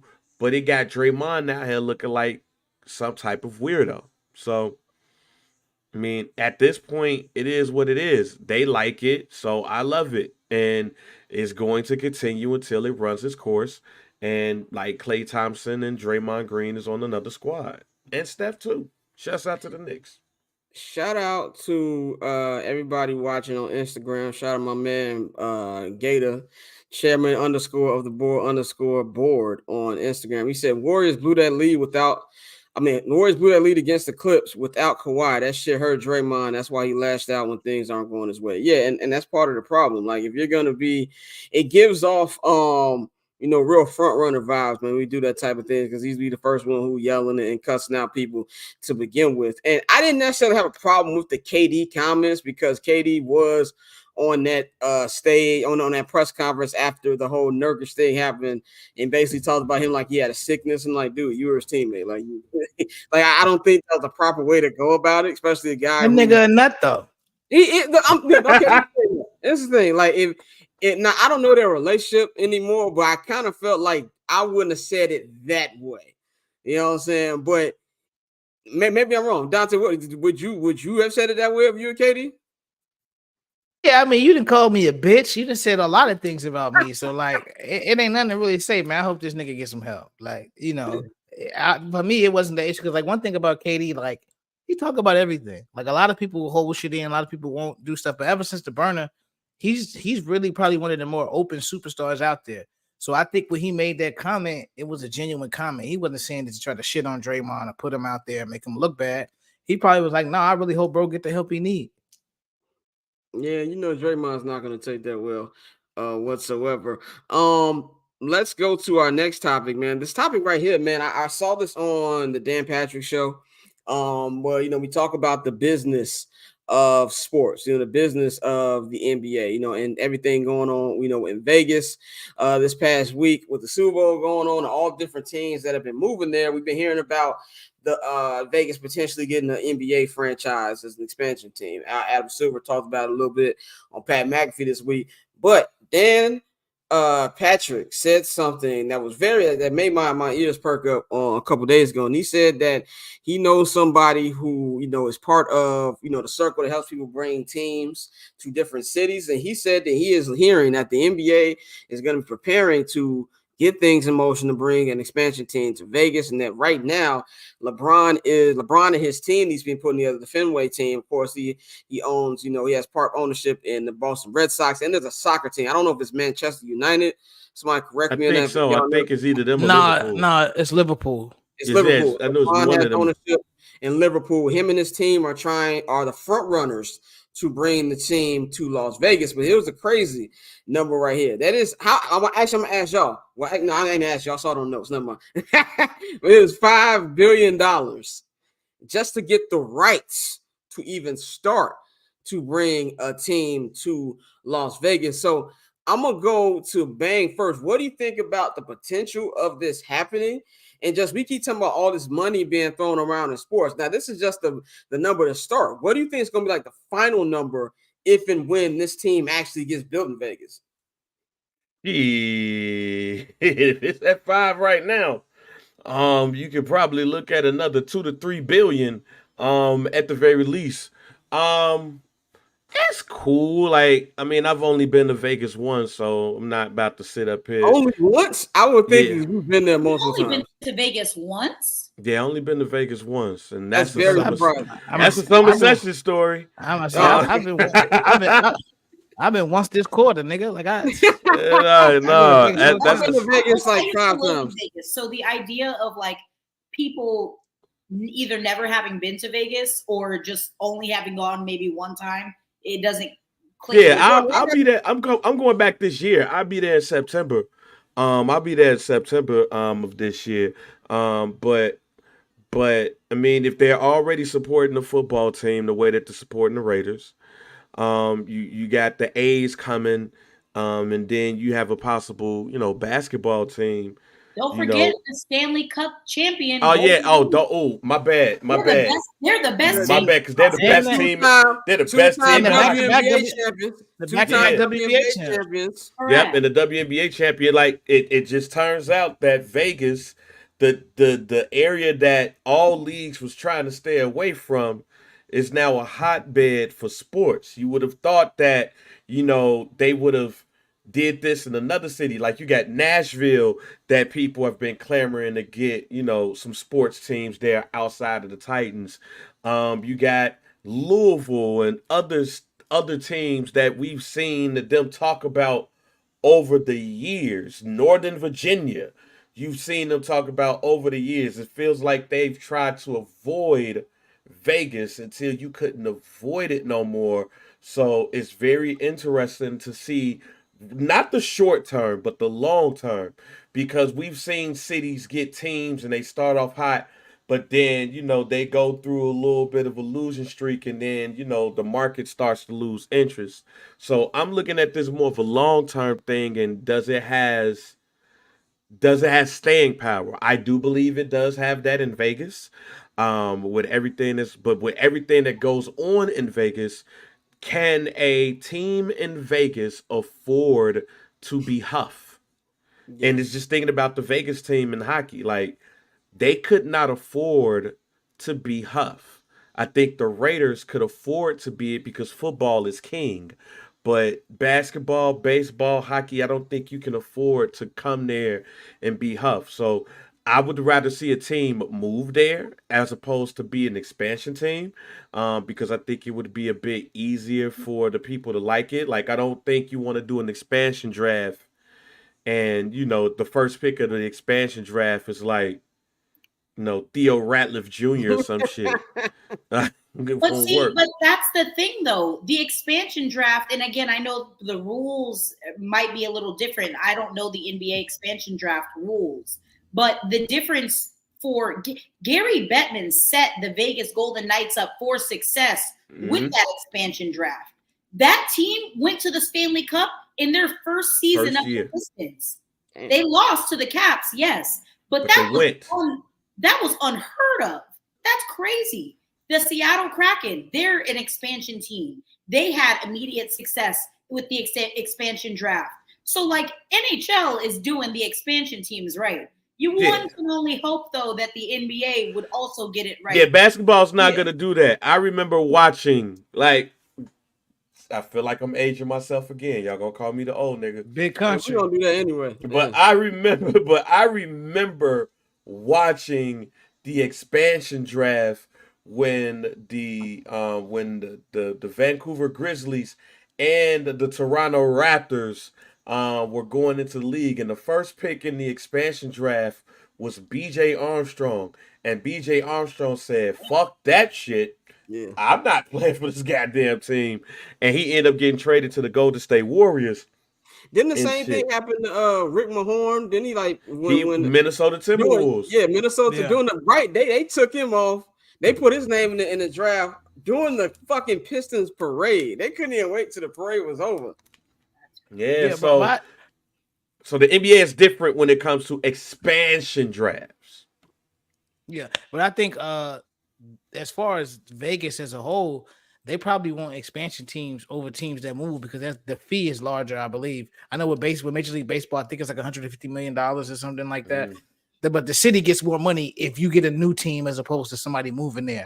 So that's why the mayor of Las Vegas, she was like, honestly, I think it's in their best interest to figure it out in Oakland. Like, I was about to ask y'all. So what's that is also related just because the ballpark, its renderings of where they want to build the ballpark was in unincorporated area. It's technically in Las Vegas. A lot of people don't know that. Las Vegas, the Strip, is not in the city of Las Vegas. Yeah. Las Vegas it's the unincorporated town of Paradise, Nevada. Paradise, right, yeah. Exactly. Yeah. So she wanted the ballpark further away from where they currently want to build the ballpark, which is where the Tropicana Resort and Casino currently is. Because, I mean, again, I used to live there. So I knew even when I lived there at the time how nightmarish that intersection is of Las Vegas Boulevard. Yeah. And, what is it, Flamingo? Yes, because I'm about to say, like, not even you want to have imagine the traffic for the time in which NHL, MLB, NBA, all of those sports are going on, and you got Raiders traffic, you got Golden Knights traffic, you got A's traffic. So she just wanted the ballpark moved into like downtown, like old historic, like downtown Vegas, proper Vegas, one for traffic congestion, etc., but also for like the money into opportunity zones is what she called. And further proof he's an unserious person. Further proof that Fisher is a very unserious person. Like the Tropicana site is like 10 acres, and she's offering him like 68 acres, so he could actually do his entire project. You whatever you wanted within that zone. Just go half a mile. And also downtown Vegas is on the rise as well because people want a cheaper Vegas experience. We're in a messed up economy. People go to Vegas, to have a good time, but they want their money to go further. That being said, they should bring in. I think they should bring a new team to Vegas. No, none of none of that moving teams. That's lame. Also, that's terrible for the fans of that team. By the way, that's a real stinker. And I still feel bad for Seattle fans. Like they still should have the Sonics there. But go ahead, Dante. How about and like I know that we ain't on the baseball topic yet, but don't be surprised if Salt Lake City steals the A's. Do not be shocked. If Salt Lake City steals the A's. But I think $5 billion, that's a hefty price tag, but we've seen the number rise more and more. I think the Bucks just sold for like $4 billion or something like that. So the way these valuations have continued to rise, it's gonna be interesting though, because that market, even though it's a hotbed right now, TV wise, it's still not one of the best markets to be in. It's still like middle of the pack. I want to say like 25 or some shit like that. So you still have to deal with that, deal with TV contracts. And like you said, with football, not only is football king, it's easier to get football to set up like a destination weekend because it's only 8 home games. It's a lot easier to say, yo, I'm gonna comp you some Raiders tickets, fill this motherfucker up, as opposed to 41 home games for basketball. So it's gonna be interesting to see. You gotta get the home, you gotta get the people in Vegas involved immediately. There's so many entertainment offerings there. So at that point, right, you'll have 3 major sports. You can't sit up there and not field, like Bang said, you can't afford to not field a competitive team immediately. But this is why I feel like LeBron needs to have the team. And this is why I feel like there's a difference between they would have said Shaq was in there, but everybody was like, oh, Adam Silver's gonna want LeBron to have the team. Now we don't know what kind of owner LeBron would be just because he's a great player. I mean, Michael Jordan was a shitty owner, but Michael Jordan did hire a lot of black people, which I say I give Mike credit for that. Nobody hired more black people than Michael Jordan. But we don't know that LeBron would be a great owner, but we do know from Bron's business that he's gonna do it right. LeBron's gonna hire the right people to at least try to bring the attraction there. Now that doesn't mean it's gonna work because, like you said, with football, baseball, and the MLB and the NBA, the only leagues I feel where there's actual rebuilds. I don't believe that this thing is rebuilding in the NFL. I think it's retooled. It's the only from worst to first league that I can really see out there. NBA, but rebuilds take a long time. For OKC to get where they are right now, that happened from the Paul George trade. That was 5 fucking years ago that Paul George got traded. So it takes time. So I do agree with you on that. It might take a little bit longer, but if you have a guy like LeBron, when he retires, he's going to be in the community and probably be like the face of that. I think that will help a little bit more as far as actually launching the whole thing. I agree. And I say this, Courtney just mentioned how the NHL sets their teams for success. Adam Silver, you like finessing shit.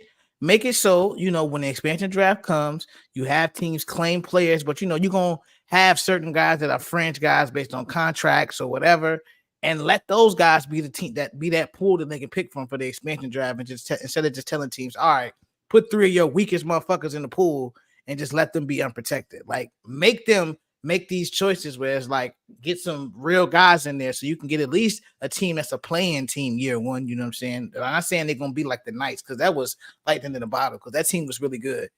But you could set it up. Adam Silver can do it the correct way. Yeah, I agree with that. I think the whole business of Vegas is really just interesting to me how they're moving things out there. But got two more NBA topics before we move on to Major League Baseball. Let's talk about. I feel like we've been talking with LeBron, but it's another thing that came up. Of course, we know the Lakers are the most talking about a ninth seed ever, but the Lakers are currently the ninth seed in the NBA. But we all know they didn't do anything at the trade deadline. There wasn't anything for them to get. But two things that kind of perked my ears up a little bit over the last couple of days. One, Kendrick Perkins was on NBA Today, and he said that Laker fans need to be patient. Well, if anybody's ever met a Laker fan in their life, know the patient is not going the same sentence as Lakers fan, and saying that they're going to be able to bring a third star next year. And then Shams was on Pat McAfee this afternoon because everybody's in Indianapolis for the All-Star game. And Shams said that he doesn't know what Perkins getting his sources, but he does say the Lakers have 3 first-round picks that they plan to package to keep LeBron there because LeBron has a player option to be able to leave. And that name he brought up was a Trae Young. And then he said that Atlanta's going to have a lot of decisions to make, and that he could see if they did want to give that up with Trae Young being one of the players who could go to the Lakers or something like that. I'm gonna go to Dante first because he is the you're in Atlanta.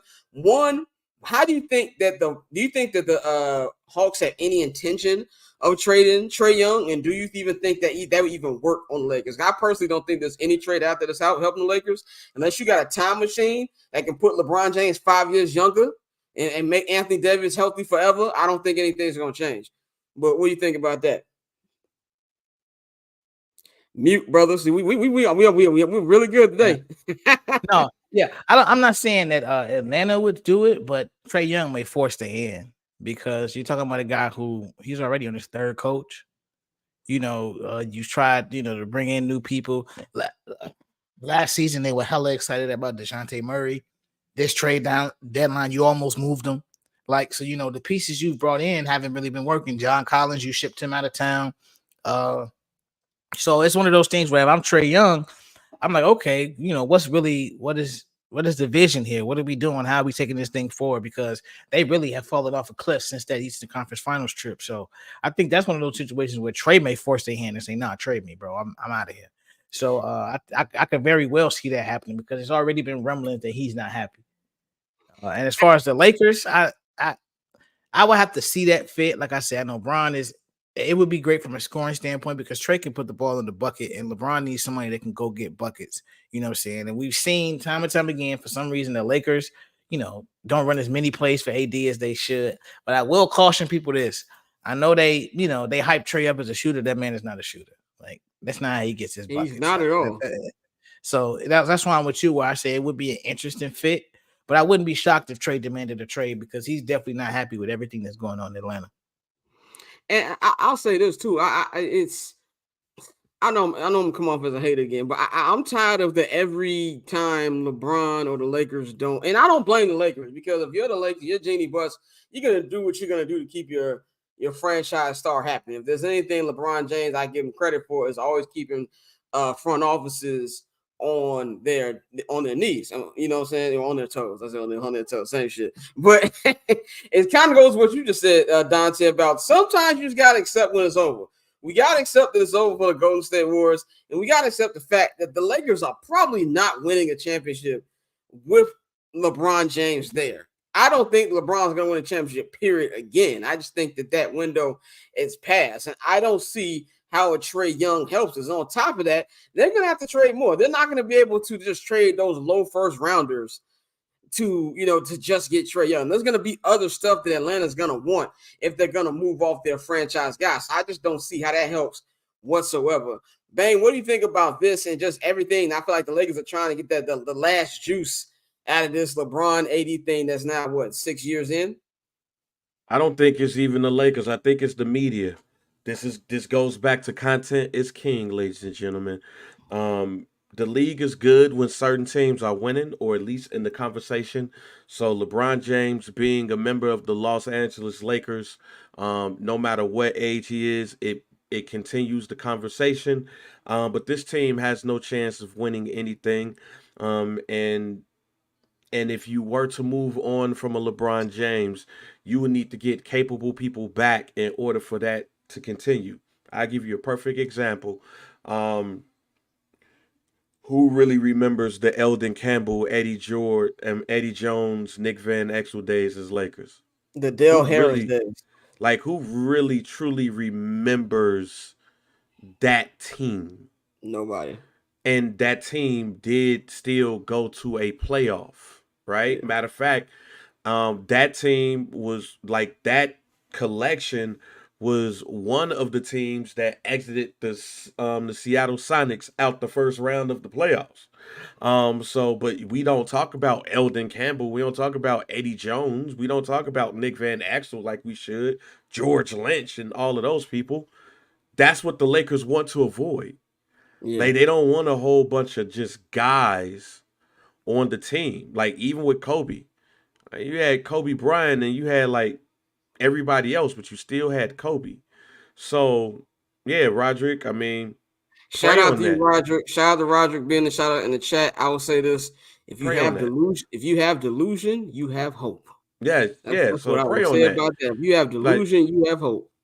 Hey, in the words of Yolanda Adams, the battle is not yours; it's the Lord's. The battle is not yours; it is the Lord. So if you believe in your heart that the Lakers are going to the finals, that should be your motto. Mm-hmm. Okay, see, I know where you're going now. I need to see Courtney always be throwing a little bear slander in there. The bear slander. Yeah, but like Parsley and shit. Yeah, but as far as the trades go, it sounds good, but I don't think Atlanta would take that. I mean, you was talking about Murray and all of those things. Remember when they hired Quinn Snyder and it was like, oh, I think we got the coach that could really put it all together, and they still ain't put it all together. So all of those trades sounds good, but like you said, Scott, like, who's gonna want like the 17th, the 18th, and the 19th pick of the draft? Yeah, nobody. Nobody's gonna want not for Trae Young.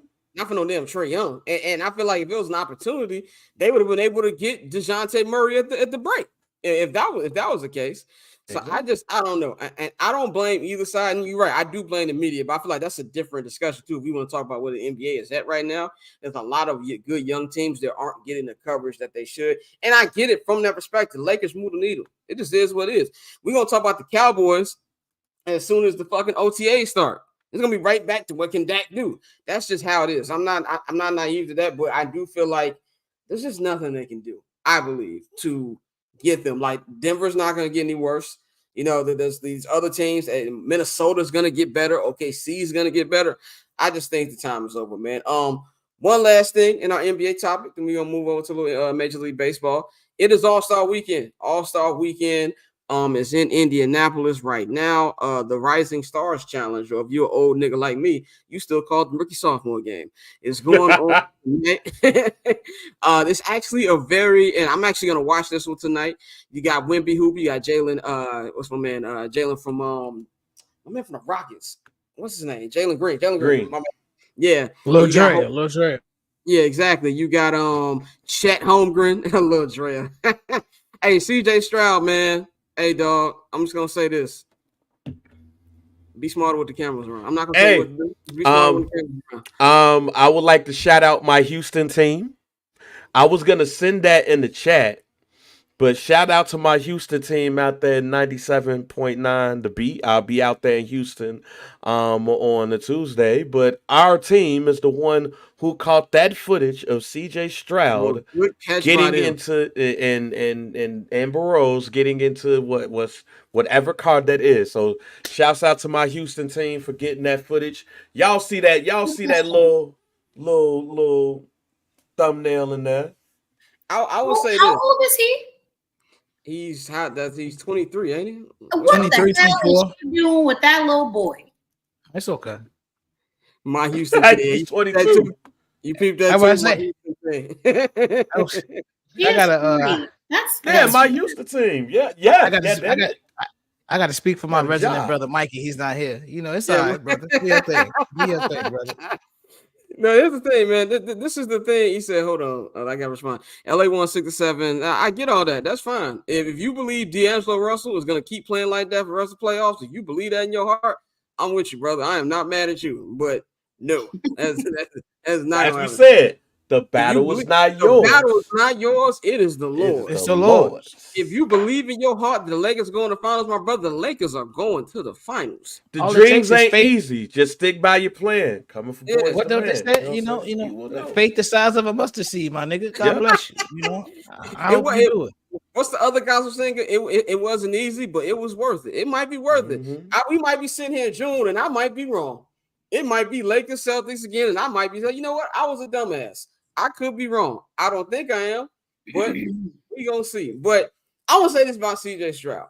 I'm not blaming him. I know we kind of got off topic, but that's what we do. He said, clip it. We will clip it. I will clip it up. And if I'm wrong, I will come back. And we matter of fact, Roderick, if we wrong and you right, we invite you on the show. We invite you on the show. If we are wrong, Roderick, I will speak for myself. You can take my spot, buddy, because I don't care about none of this. Courtney said she's going on PTO. NBA is trash. We are all joking aside. You were invited. If the Lakers are in the NBA Finals, get in contact with us. Go to my Twitter account @BarbJScott. DM me, and I will personally bring you on the show, and you can talk shit and tell me how wrong I was. Take your victory lap. We're gonna clip it up. I'm gonna have this on the H&B YouTube. If I am wrong, you can come on here and talk your shit, brother. So that's for you. But we're gonna say this about CJ Stroud. And I know we got off topic, but that's what we do here at the Barbershop Network. We get off topic. I'm not mad at CJ Stroud. If I was 20, what you say, Courtney? 22.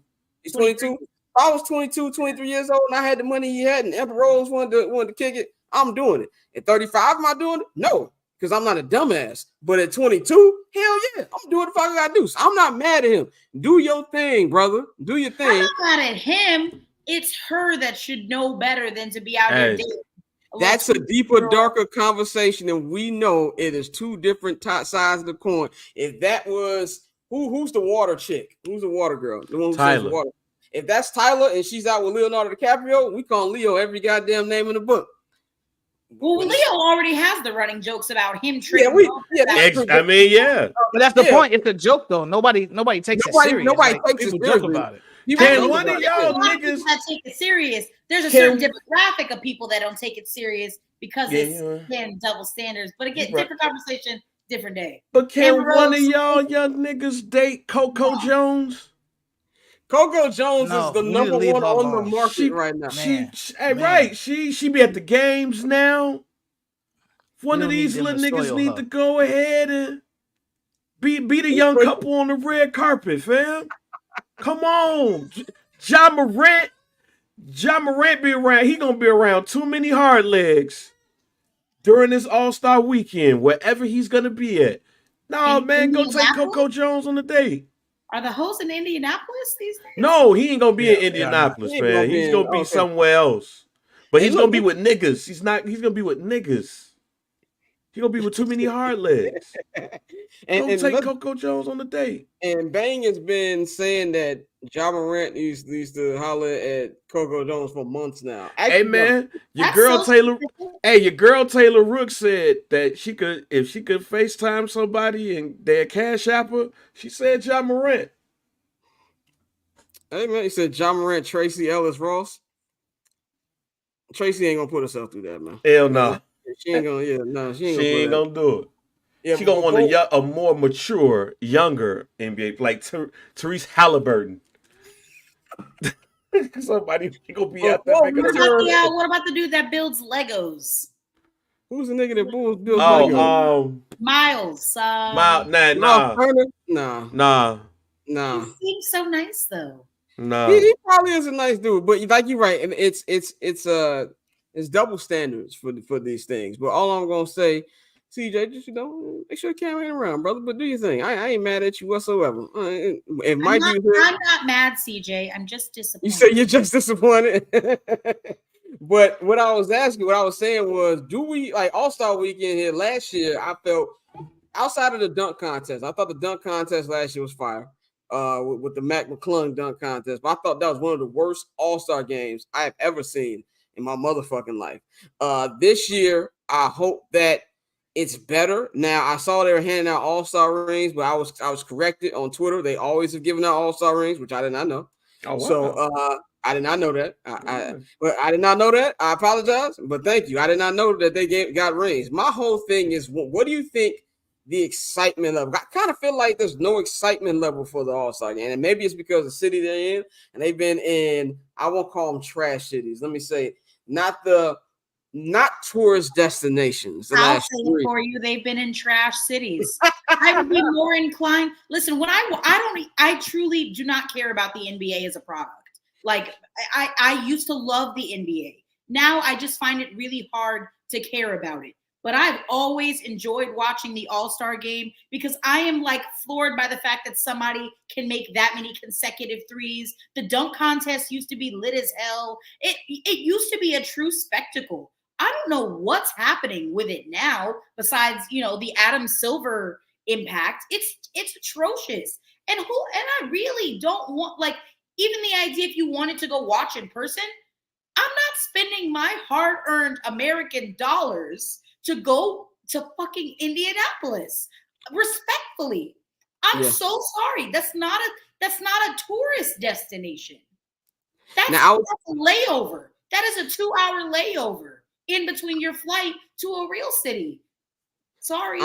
I'm a self-proclaimed big city elitist. I feel that all Super Bowls, I feel that all All-Star games should be in only cities that people want to actually visit in their spare time. So I'm glad that next year it will be at Chase Center, San Francisco.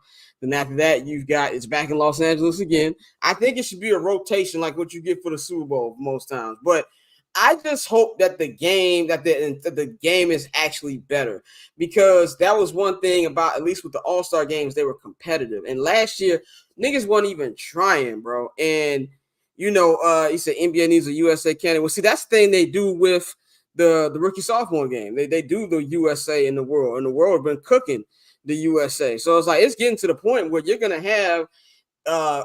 I'm not gonna say I'm worried about the limits, because America will always find a way to come out on top of those. Because I do think we have, and especially with LeBron putting the Avengers together of the dream team. Like, no, we ain't lose these niggas again. Steph, you coming? KD, you coming? Giannis, come on. And so I just feel like as long as they actually play hard, I think it can be entertaining. I'm not saying play hard the whole game. They never played the whole game in the history of the All-Star game. They've never played hard the entire game. But at least give me a competitive fourth quarter. We didn't get none of that last year. And I do think it's a good start with the rookie sophomore game tonight, because you actually have some young talent that people want to see that I believe can be entertaining. But overall, I just don't feel any buzz there. And I think you said it. Not what Mike said it when we had him on. It's all about when you look at the NBA with them playing hard. I've said the NBA product's been hard to get through the regular season, but I enjoyed the in-season tournament. When they played hard, when there was money on the line, I enjoyed the in-season tournament. I think the playoffs been good the last couple of years, and I expect it to be good again this year. But there's got to be a way to make the regular season entertaining, and at least have the All-Star game be entertaining. So that's what I'm hoping that I see this weekend. So yeah, that's what I'm gonna say about that. We will recap that on Monday with Weekend with the Association. Of course, Pavi will be joining us with that. But let's get into some baseball, man. Let's get into some baseball. Spring training has officially started. We just seen the pictures on Instagram of everybody, getting there. They're training in, man. Pitchers and catchers report. Even saw a couple position players there early as well. I know I saw Mookie Betts was on there. Shohei, Shohei's not pitching this year. A lot of those things going on. But big news here. Dante's boy, Rob Manfred, came out and said he will no longer be commissioner of Major League Baseball in 2029. That is a long 5 years, but I think this is something that has been long overdue. I think he is the worst commissioner in sports. Dante, what do you feel about this? Do you think it's too long? Yes, brother. He made a good point. He's 70 years old. So, at the end of this term, he'll be 75. And hopefully he's 65 right now. He's 65. Okay, 70 in 2029. Got you. He'll be 70. And what I'm hoping, honestly, and I know he just recently went back to the Red Sox. I would love to see a guy like Theo Epstein get a shot at being commissioner. I know he said he doesn't want it, but that's the guy I would want to pick. But hopefully they just get some young blood in there. somebody, you know, who understands the values that everybody loves about baseball, the things that, you know, we don't necessarily need to tweak everything. There's nothing wrong with bringing new aspects into the game and trying to, especially with, you know, officiating and some of the things they've done. But overall with Manfred, bro, like I said, it's been one of those things where he's one of those commissioners he will be forgotten about. Nobody will really be, you know, when we sit here and talk about the history of baseball and, you know, the way we rave about, you know, good or bad, Bud Selig and guys like that. He's not a guy that we're going to mention. It's going to be like Rob Manfred. Oh, yeah, we whatever. So finally, you know, I'm sure there are people around baseball who are rejoicing. And let's just see what they do next. Because, I mean, baseball, you know, for as much as people talk about the sport dying, you have a lot of young, exciting talent from all over the world, but especially even here in America, we have way more American players who are coming into the game, really doing great things. So hopefully we get a commissioner who can really emphasize that and start to continue to grow the game, because they losing the long game with baseball. With football and basketball. Courtney, what you think about this announcement? I mean, it's going to be a long 5 years. When does the next CBA expire? I just thought about that right now. Look that up. That could be interesting. That's an interesting little time thing to think about. But just about playing devil's advocate here. Listen, there's a lot of it expires on December 1st, 2026. 3 years before his term is expected to end. Yes. Interesting. Let's keep that in the back of our heads. But no, I mean, being honest, in like Rob Manfred did a lot of good things for baseball, right? The first one really that just comes to mind is speeding up the game a little bit. Listen, it is nice to get out of there 30 minutes or so earlier. I'm not gonna hold you, but he also had a lot. There's a few stains on the resume. You know, none of the Astros players getting punished for the cheating scandal. You know, that was crazy. I understand the coaches getting in trouble, but like none of those guys who actively participated in it got in trouble. You know, whatever. But my biggest beef with Rob Manfred's legacy is what he did and what the owners did with the streaming and the blackouts. Baseball, which was once a national game, is now so incredibly regional. You know, you have people that really only care about their teams until it's time for play. Unless you're talking about real active, like baseball fans, nobody cares about, you know, oh, let me go ahead and tune into this Phillies Braves game and they're, you know, an Angels fan, right? Baseball is so incredibly regional now, and it wasn't always like that. And like you just said, NFL has really taken its place as, like, yeah, somebody might be an Arizona Cardinals fan, but they're still going to go check the score of that Jets-Giants game, which that's crazy. Yeah, it is crazy. Very crazy. Sorry, don't quote me on that one. Let's not clip that one. Oh yes, I didn't even get the joke. So I didn't even get the joke. Go ahead. No. There was. I just thought of the first two teams, you know. But all that to say, I just hope that the next commissioner, whenever they do come into power, really just takes the time to like actively think and consider the fans for a moment. Because the most discouraging thing that I can hear a commissioner say is, you know, oh, I hear you. Oh, there's still teams. Did you hear his comments about what he said about the A's possibly leaving Oakland? He's like, oh, there is no shortage of baseball available in the Bay Area. They still got the Giants. Imagine me going to Chicago White Sox fans right now and saying, oh yeah, the White Sox, we're gonna move them to Nashville, right? But hey, you still got the Cubs. You'll start a fucking war in that. Yeah, you will.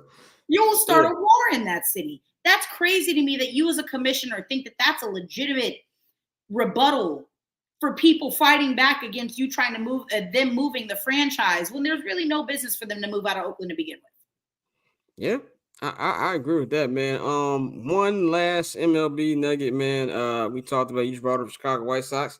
Gonna bring up Tim Anderson, man. Tim Anderson, who was released by the White Sox a couple months ago.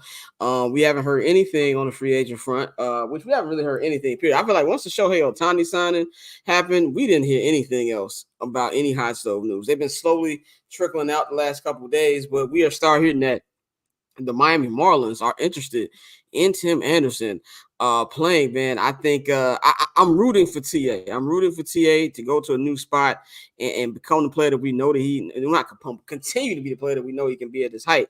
He had to do a little bit more, obviously, to get to that level. But I do think that on the field, I think it's a great match for him. Off the field, don't know. If you already having baby mama trouble, I don't think Miami, Florida is a place you want to go. But I think on the field, this is a real nice match for him. Dante, we've been talking about for weeks, like we haven't heard anything about Tim Anderson. What do you think about this potential link up? Do you think it's a good match for Tim Anderson and for the Marlins? I think it's a great fit. I think in terms of all of the, free agency really dragging this week, as we head into spring training, rosters are going to open up. So you'll see more guys start to sign and get going. One thing that Manfred did speak about, which I think the Players Association will never go for this. Don't say it. Don't say it. I know exactly what you're thinking. Don't say it. He's talking about putting in a free agency period the same way other leagues do it. And so from an excitement standpoint, it would be dope because we know how we get hyped about NFL free agency, basketball free agency, but the Players Association will never go for that. But I think this is a great fit for Tim Anderson. I think you still, Jake Berger's down there, so you have one of his former teammates, so he won't be just being dumped completely into a unfamiliar space. But I think more than anything, that's a team that's they've really, adapted to the modern game. They're really on analytics. They take their guys, they show them what they're doing well, what they're failing at, and they try to get them better. So I think that change the scenery. I would have loved to see, him and Jazz in the center of the infield, but that won't happen. But I think Miami could be a great place where Tim could really, really, you trying to be funny. Tim could really, really rejuvenate his career. I'll say this, and shout out to Mikey, even though he's not on, he's giving us breaking news in the chat. Jerry Reinsdorf, which the things I have to say about this man, as a Christian man, I should not be saying, so I'm going to continue to move on. Jerry Reinsdorf and the Chicago White Sox are seeking $1 billion in funding from the state of Illinois to build a new stadium, according to a report from Crane Chicago Business. So after reading that, yes, you heard it right, Courtney, $1 billion. And also, before I get to you, Dante, I just want to say this, and we're going to talk about the Arlington news and the local hour. If it comes to one space with niggas getting that 78 area, it's going to be the fucking Bears. It's not going to be the Chicago White Sox. Yeah. And that's the reason he asked. That's the reason he asked for the $1 billion subsidiary, because he wants to block the Bears from getting that money. Because the way he just sent it, Jerry Reinsdorf, you will burn in hell right next to Bud Selig, dude. Because the way it's set up, the league, the city can only basically build one stadium at a time. So exactly. They can earmark that money for one team. It can't be both. And this so is Jerry trying to rush this shit. Here's the actual quote. The White Sox could keep preventing the Bears from receiving the ISFA funding for their own stadium plans along the city's lakefront. According to the report, which said the two teams essentially competing, which will come other for the potential for sale of funding. Like you just said, Dante. But if it comes to choose between the two, where do you think the state is going to go? And he knows that. So he knew this was his one last Hail Mary to like, yo, let me try to get this shit off real quick before the Bears come knocking and say, you know what, we're going to stay in the city. Because think about, we talk about all this revenue and stuff. Do you want, a new Major League Baseball stadium or a new NFL stadium that's going to guarantee you a Super Bowl? Every major event in the United States of America will be coming to the center of downtown Chicago. Which one would you want?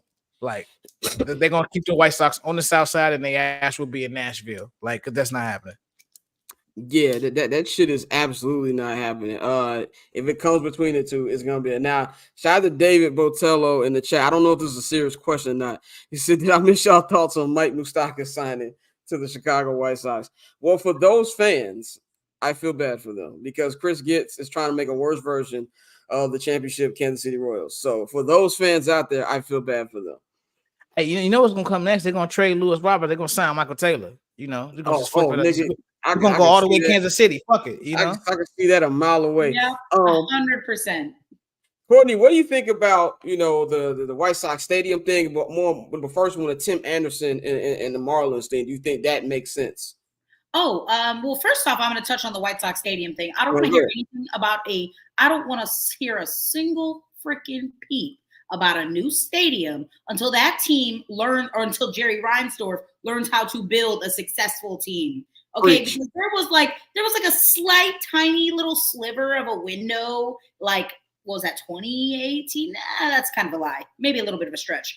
2021, I don't know. They were never really there. It was 2020 in the pandemic season, and 2021. After that, they were never really there, right? So you have gotten worse progressively since then, but you want money to build a stadium as if that's what's keeping you and inhibiting you from building and fielding a successful team. Crazy. I don't want to hear about it again. I will become the Bears' #1 fan before I sit there and let that man have. I will put on the fucking Mike Ditka sweater vest, okay? I will be there in a stash before I let Jerry Reinsdorf get a new fucking stadium. I refuse. And that's how the state of Illinois feels as well. Yeah, I'm glad we're on the same page. But no, as far as Tim Anderson in Miami, I'm with Dante. I think it's actually a great fit for his career. The home life stuff, Godspeed. But no, it's a great fit. That's a quietly nice little lineup that they got down there in Miami now. I really wish that they would have been able to keep Jorge Soler, but like Dante said, they got Jake Berger, they got Josh Bell, John Birdie, is quietly nice. Jazz Chisholm down there too. Listen, it's a quietly nice payroll. And now that Kim Ng is gone and they got Peter Bendix in there, listen, that man has done wonders with lower payrolls and getting them into good October baseball. They could be an interesting team. Will they be a good team? No. An interesting team for sure. Good for TA. Definitely good for TA. I'm rooting for TA, man. On the side, I don't know if y'all saw the ESPN alert. My man Vince Carter was elected as a finalist for the Basketball Hall of Fame. I'm reading that now. Yeah, well, I thought when Pappy gets up there on Monday, fuck you, Pappy. Vince Carter going to Hall of Fame, nigga. Wait, who doesn't like Vince Carter? Pappy don't have a problem with Vince Carter, but if he acts like Vince Carter, we're nice. Vince Carter erasure is crazy. I love Vince Carter, bro. But finalists include Simone Augustus from the WNBA, Chauncey Billups, Michael Cooper from the LA Lakers, Phoenix Suns all-time leading scorer, and watched a very interesting small documentary on the 1986-87 Phoenix Suns and how Walter Davis was involved with possibly like drug trafficking, like him, James Edwards, who was with Detroit, and others, but he is one of the finalists. Bo Ryan, who's the former coach of the Wisconsin Badgers, Doug Collins as a contributor, Herb Simon, Indiana Pacers owner, and Jerry West, who's already in as a player, all are finalists as contributors. My good friend, Jerry West. Also, I would like to take a moment. Amber Rose has responded via Instagram.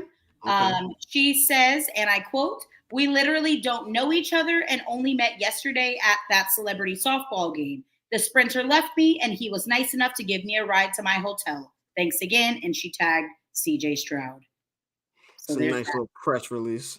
Okay, CJ Stroud does seem like somebody that is nice enough to do that, but I still don't believe it. He fucked. I don't buy it whatsoever. Yeah, I don't buy it whatsoever. It sounds good. I don't buy it. Sounds good. It sounds good. I too have dropped women off in a press release. Their destination. I too have done that. Tune in for some receptions next week. They left you? Oh, okay. You need a ride? You need a ride? I'm going the same way. Saying that you're a fake nice guy? The same way. You say what? Are you implying that you're a fake nice guy, Bang? No, I'm a very nice guy. That's the point. With ulterior motives? I'm a very no ulterior motives. If we grown, that's the ulterior motive. We're adults. I gotta trick you in anything. Bang is a changed man, ladies and Oh, gentlemen. very changed man, but He is an upstanding individual. But before we spend the last 10 minutes of this show as we transition into the local hour, I'm gonna let Courtney bounce so she doesn't hear us talking about Kevin Warren and Justin Fields in about 2 minutes. So Courtney, let them know what they get to with you and what you might have in store for us next week. Yeah. For Y'all can follow me at 1-800-CALLABRO on X and Instagram. On Monday, I really want to talk about, just really kind of looking ahead what teams are going to look like. I know spring training is here, but we don't really have a full picture of what teams are going to look like. And I kind of want to start getting in a little bit of the nitty gritty, division by division. So we'll probably start with one division throughout the leagues and kind of take it from there. Definitely, Courtney. Definitely looking forward to hearing that on Monday for the Hot Corner with Courtney Collarbro. Y'all can follow her 1-800-Collarbro. So enjoy your weekend, G. I absolutely will. Cheers, guys. Cheers. So as we get you guys ready for the local hour here on this show, we are going to bring up some things that happened this week. It was a press conference that happened. Mr. Press Conference himself, Mr. Bunk Suit. Kevin Warren spoke to it wasn't even a press conference. He said, so we finally calling the X now. Courtney called the X. It is Twitter to us forever. I don't care what Elon says, it is Twitter forever. But this actually was not a press conference. Shout out our guy, Jared Payton. JP had a great interview with Kevin Warren. If you haven't watched that, go check it out with WGN. And he said some interesting things here that I want to go over real quick. I'm going to give you actual quotes. As we all know, JP is team Justin Fields, as he said multiple times. So he asked him about Justin Fields. Kevin Warren said this: I am a supporter of Justin because I got a chance to work with him when I was commissioner of the Big Ten Conference. He said he is incredibly talented, he is smart, he works hard, and he wants to be a great NFL football player. And now he just needs to make sure he has the support around him. Key words here, ladies and gentlemen. As Bang likes to always say, is what Adam John said last week. You need to pay attention to the words that the Bears say. He said Justin has a rare combination of intelligence, of size, of strength, and speed. You forget how big of a man he is, pause, until you're up on him. Pause again. He's not a small man. I just think every year he's going to be continuously better. He said one of the things about Ryan and I's work relationship, he says, the fact that we're in this together. I know he's spending every single day thinking about not only that decision with Justin Fields, but also who to draft at the 9th pick in our current roster and what we're going to do in free agency, what we're doing from a contract negotiation standpoint. I'm sure he's already starting to play out the draft in his mind. He said, I look forward to going to the combine here later this month and then getting a chance to spend some time together because we're in a very, very unique space in time. He also brought up getting draft capital as he brought up the amount of picks that the Bears got last year in the CJ, not the CJ Stroud, but the Bryce Young deal. So I'm gonna go to you, Bang, first. What do you take, if anything, from the things that Kevin Warren said? Do you think that the door has been slightly open for Justin to come back, or is this just him doing his regular TED Talk speak that we know him to do in his year that he's been with the team? Oh, this is definitely TED Talk speak. Like, this is the situation. You say, come in? Okay. So this is definitely TED Talk speak, man. This is basically him just basically throwing out a whole bunch of words in order for him to let everybody know that everything is on the table, but they still going with Caleb. He's helping out his GM and his football staff and putting that speak out there. But yeah, look, I love Justin. I want Justin here, but the shit just ain't gonna happen. So he's just preparing everybody for the inevitable. I think it was more interesting words around the stadium and the search for new land for the stadium, whether it's going to be that south parking lot or whatever. I think those was the more interesting things. He has a personal relationship with Justin. I don't think he really truly wants to move on from Justin, but I think in their eyes, I'm just saying in their eyes that they feel like it is the best decision. But I think I will say this. to give since mustard seed seems like is content is king. Right, content is king, and a mustard seed of hope, ladies and gentlemen. We have to stop forgetting that free agency is first and the draft is second. So if the Bears is successful at getting a top flight wide receiver, whether it's Mike Evans, whether it's T. Higgins, maybe Calvin Ridley to pair alongside DJ Moore, and let's say, for instance, a Brian Burns who has a relationship with the new Bears defensive coordinator with his time in Carolina, or a Daniil Hunter who is, a lot of people are pegging him to be slotted into the other side of Montez Sweat already. They say that the Bears are the favorite. Let's say, for instance, they get a top flight wide receiver and they get Daniil Hunter or Brian Burns and possibly even somebody on the interior. That takes care of a lot of holes before you get to the draft. So maybe that makes it a bit more interesting to posing them to go to the highest bidder and get some more pieces. And you think with the wide receiver room the way it could possibly look, then it's okay, we could go ahead and do that. But as my son is doing right now, he's doing this right here. That shit's not gonna happen. It's wishful thinking. He's just basically filling up a lot of stuff. I just want to say this. I know, as we said earlier in the show about the Lakers, if you have delusion, you have hope. So if you believe in your heart, there's a lot of Bears fans out there who love Justin Fields. I am one of them, but I also moved on because I know what's really going to happen. I understand you want to take something from this, but in the one short year that I've been around and covered this team with Kevin Warren being the president, he's a slick talker. He does the TED talk. He does the CEO talk.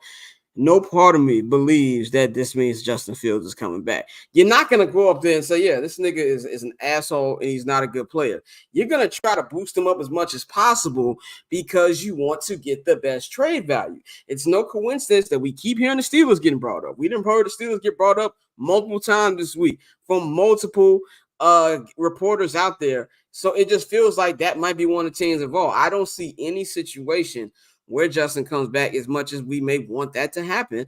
And I just feel like he's doing the right thing of saying the right things and making Justin feel better. Dante, what did you take, if anything, from what Kevin Warren said? And we'll get to his comments about the actual stadium in the local hour, as you can see on the bottom. We'll be talking about that in the local hour. But what did you think specifically about what he said about Justin? Nothing. It sounded good. It was cool. Something to keep the value high. But I mean, like you said, you're not gonna go out there and just flat out shit on Justin. But we all know the change is eventually coming, unless they get that Godfather deal that they just can't pass up. But I didn't take anything from it. I'm really more so like not sick of talking about it, but it's more so like I get it. I get why you got to do it. But it's like, come on, let's get to the combine. I'll just be happy when all this shit is over. I'm with you on that, brother. But, we got to sell this up.